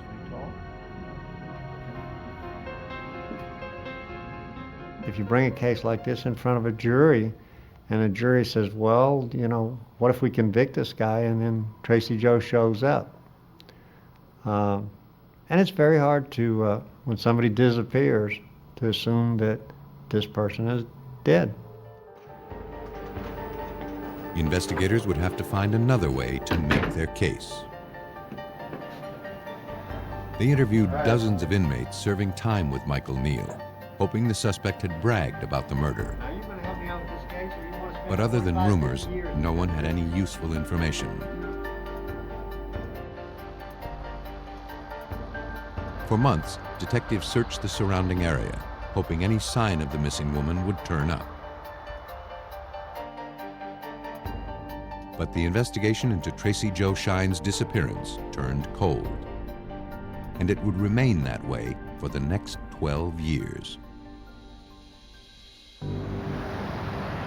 By 1999, Harris County detectives had formed a cold case squad to deal with a growing number of unsolved crimes. While assessing old files, they came across Tracy Jo Shine's case report. They agreed her disappearance demanded a closer look. And though more than a decade had gone by, Detective Roger Wedgeworth believed the passage of time could work to his benefit. People get divorced. Wives are more likely to talk about an ex-husband than they are to talk about a present husband. People aren't threatened by individuals anymore. They could be incarcerated, something like that. So time helps us that way. How you doing? One of the people mellowed by time was Michael Neal's brother, Bobby, who had been imprisoned 12 years earlier for manufacturing methamphetamines.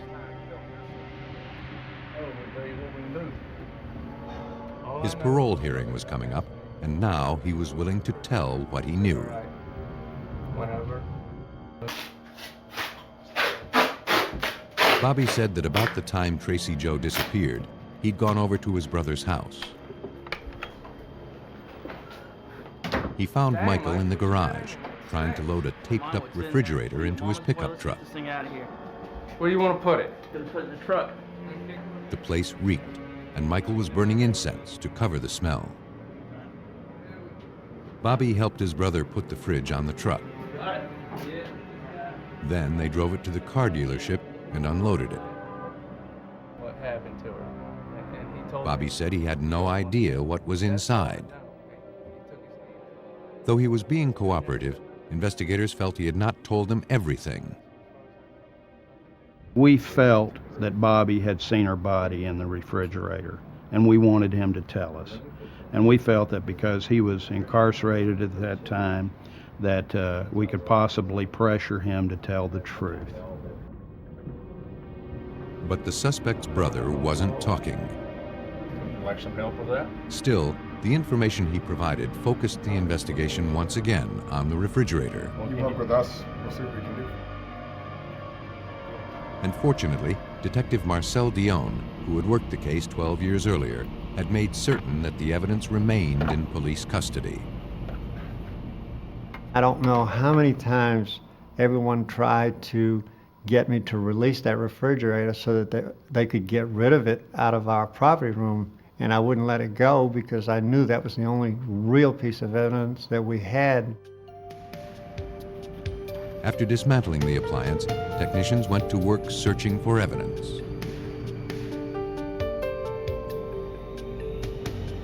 They found and collected several biological samples that had gone previously undetected. Though investigators had no known samples from Tracy Joe to compare it to, the evidence was sent to GeneScreen, a DNA testing laboratory that opened in the year after Tracy Joe disappeared. But the police property room where the refrigerator had sat for 12 years was not climate controlled. And senior forensic scientist William Watson was not optimistic. I did not believe that there was a good chance of generating a DNA profile from the samples that they had, just because of the condition that they were in and the environment that they had been in. And in fact, the samples were too degraded for conventional DNA testing. However, a new procedure was being developed. The technique, called mitochondrial DNA sequencing, looks at a specific strand of DNA in the cell nucleus that's passed unchanged from mother to child.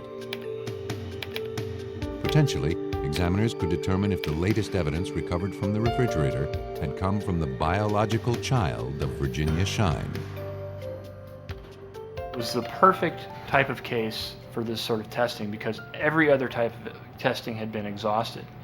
And we were up against the wall. There was really nothing that we could say about the samples that were found inside the refrigerator, except that back in 1987, they determined that they were from a human, and that was it. So if we didn't get a profile of mitochondrial DNA, we weren't going to have anything at all. The procedure was a success. Examiners then compared the profile generated from the refrigerator to those of Tracy Joe's mother, Virginia Shine. The results were a match. And then we look at the overall pattern. And in a court of law, the tiny samples were enough to constitute the victim's deceased body. After 12 years of waiting, advanced forensic technology had provided investigators with proof that Tracy Joe Shine had been murdered. On January 1st, 2000, Michael Neal, imprisoned on unrelated charges, was confronted with the evidence that confirmed Tracy Joe's body had been in his refrigerator. Faced with the death penalty, he confessed to the murder. It's in a strip mall.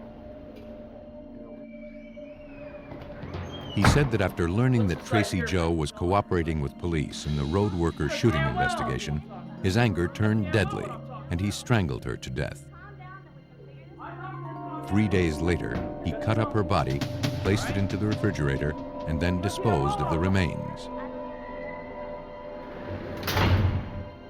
After pleading guilty, Michael Neal was sentenced to 45 years in prison for first-degree murder.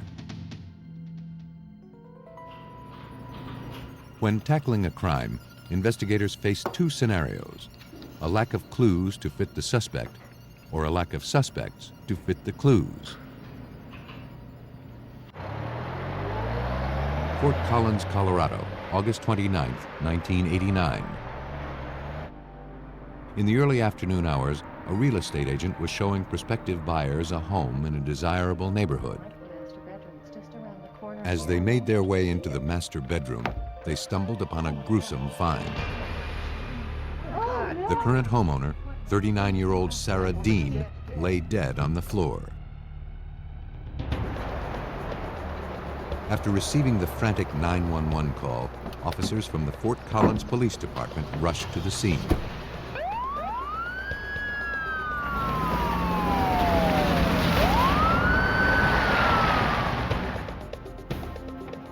There, in the second-floor bedroom, they found the victim with a telephone cord wrapped tightly around her neck.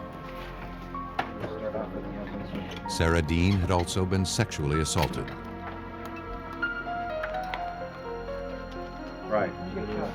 A spilled cup of water found near her body suggested she had been taken by surprise. Tag it.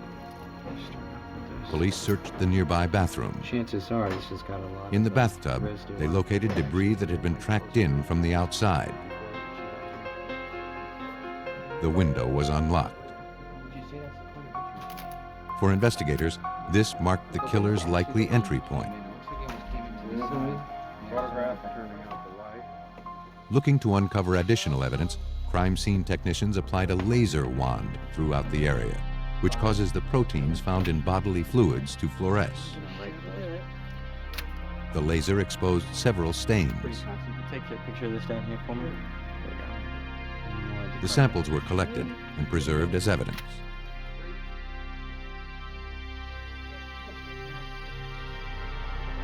As police processed the outside of the house, they located and collected a palm print on the locked kitchen window. But there was no telling when it might have been left there or by whom. No ladder marks or any other signs of a forced entry were found.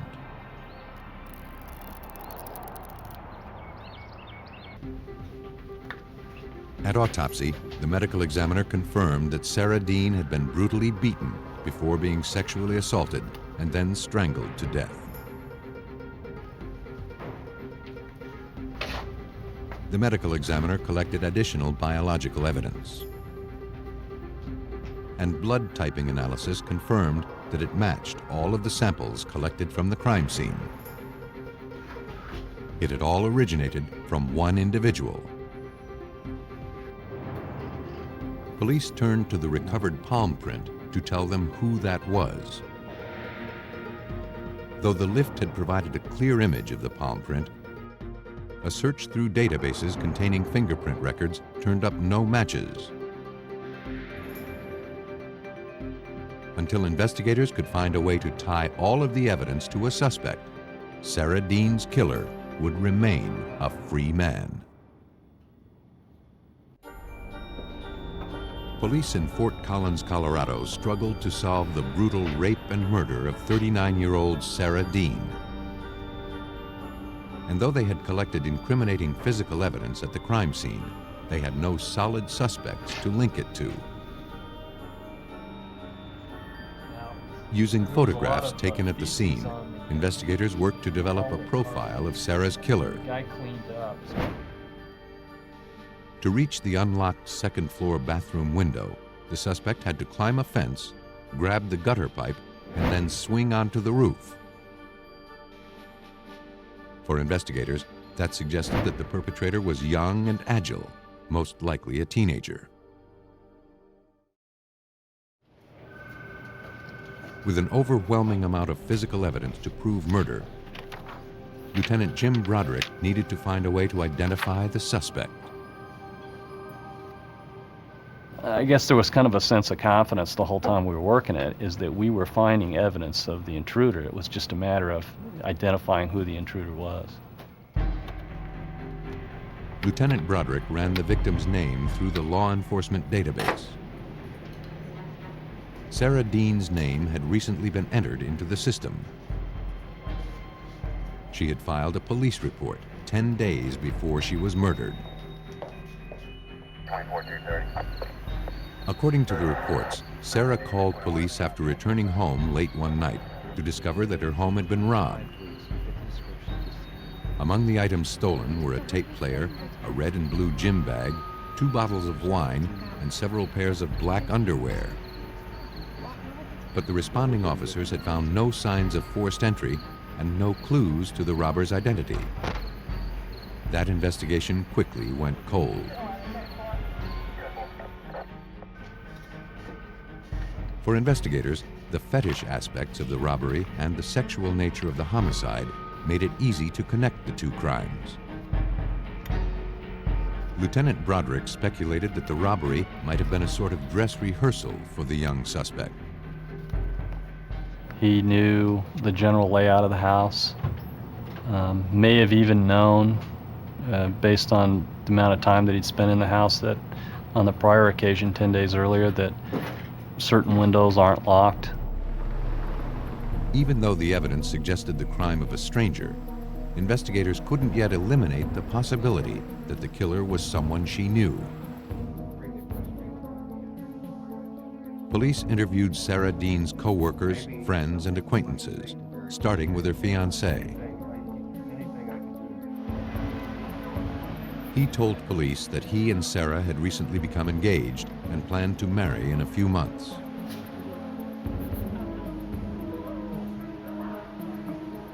They were excited about their future together. Sarah was in the process of selling her home so they could purchase a new one together. He had no idea who could have done this to Sarah. Before releasing the fiancé, police collected blood samples. Serological tests later confirmed he was not the killer. Over the next several months, hundreds of local residents, including known sex offenders, were brought in for questioning. All were asked to submit blood samples. I'll bet you there was 300 to 400 people that actually had blood samples drawn from them and compared to the evidence at the scene, but no one was being matched up. The search for Sarah Dean's killer was turning up nothing. Then, in September 1989, a month after the homicide, Fort Collins police uncovered a clue. A car that had recently been reported stolen was found abandoned along the side of the road. Inside, the officer collected a baseball cap with the initials DT Jr. written on the brim.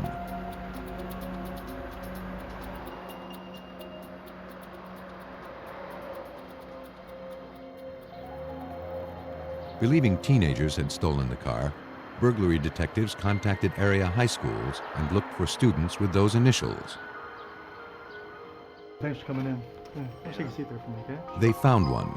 16-year-old Douglas Thames Jr. was brought in for questioning. You found something in it. I was wondering if you recognize it. When asked about the hat, he claimed that he had lent it to some friends of his a few weeks earlier and never got it back. You're definitely for sure. Okay. With his mother present, Thames denied stealing the car.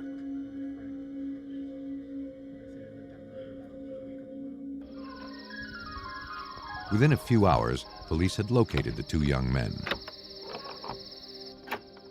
They not only admitted stealing the car, they also confessed to being part of a gang responsible for robbing a few area homes. They showed police where they kept their stolen property. Among the electronics and other goods, police found a red and blue gym bag, like the one reported stolen by Sarah Dean 10 days before her murder.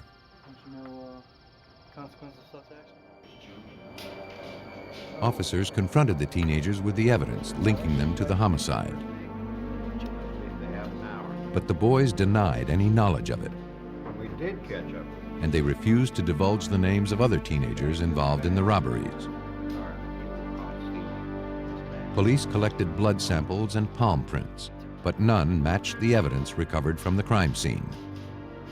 For investigators, the setback was frustrating.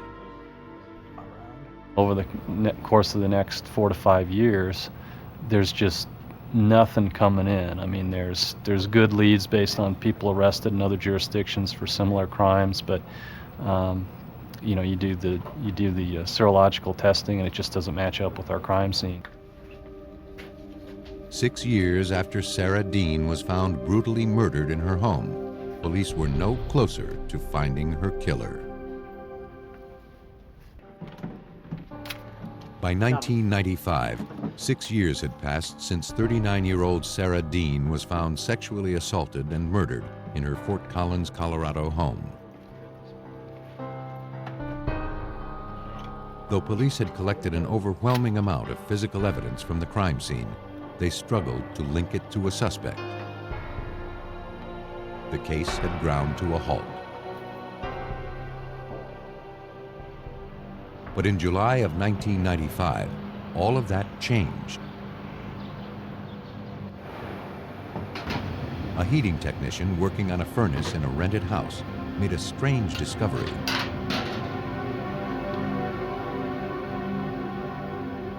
As he worked to fix a clogged air duct, he found several pairs of women's underwear stuffed inside. Recalling the details of the Sarah Dean robbery and homicide, he called police. Lieutenant Broderick responded to the call, hopeful that this could be the break that eluded authorities for years. Up inside there? Yeah, that's... When he saw the underwear, he realized they matched the description of those that had been reported stolen by Sarah Dean 10 days before her murder. The detective collected the items and forwarded them to the Colorado Bureau of Investigation. There, Laboratory Agent Examiner Ted DeValis located and extracted biological evidence from several of the items.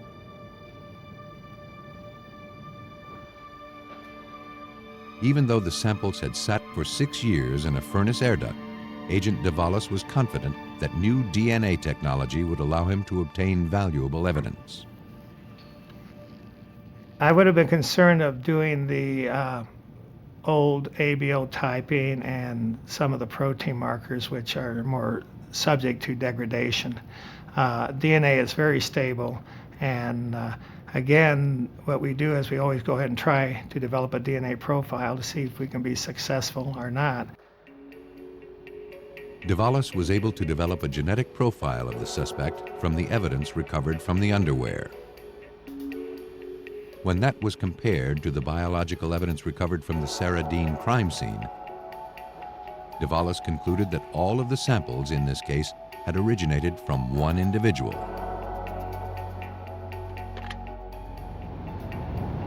Having established a physical link between the crime scene and the rented house, investigators raced to find out who had lived there at the time of the murder. Fortunately, the landlord kept meticulous records.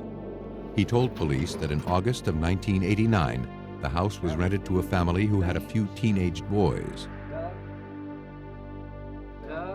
One was named Douglas Thames Jr., the teenager who had provided investigators with information 6 years earlier. Here were their grandparents, I believe. Yeah, they just came in. A check of statewide records revealed that Douglas Thames Jr., now 22 years old, lived several hundred miles away in Grand Junction, Colorado. Armed with a court order to obtain blood samples and fingerprints from Douglas Thames Jr., Detective Broderick headed for Grand Junction.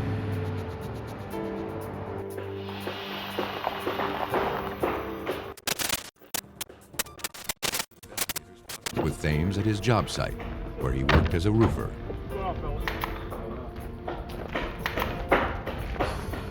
Detective Broderick, we're looking for a Dr. Thames. You have one on your crew? Yes, sir. Copy that.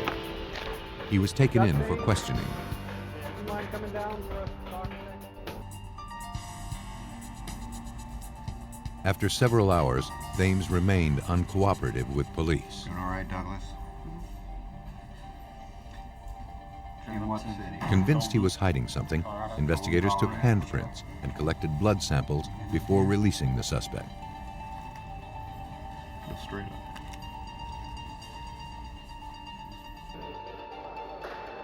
After developing a DNA profile from Douglas Thames Jr.'s known blood samples, Agent DeValis compared it to the evidence found at the crime scene and on the underwear recovered from the furnace.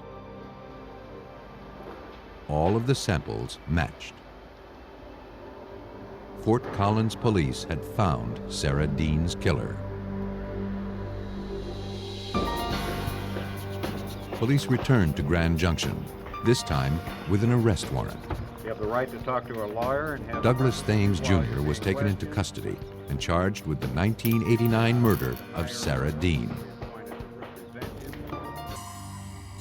Police believe that 10 days after breaking into Sarah Dean's house, the 16-year-old returned, slipping in through the open second-floor bathroom window.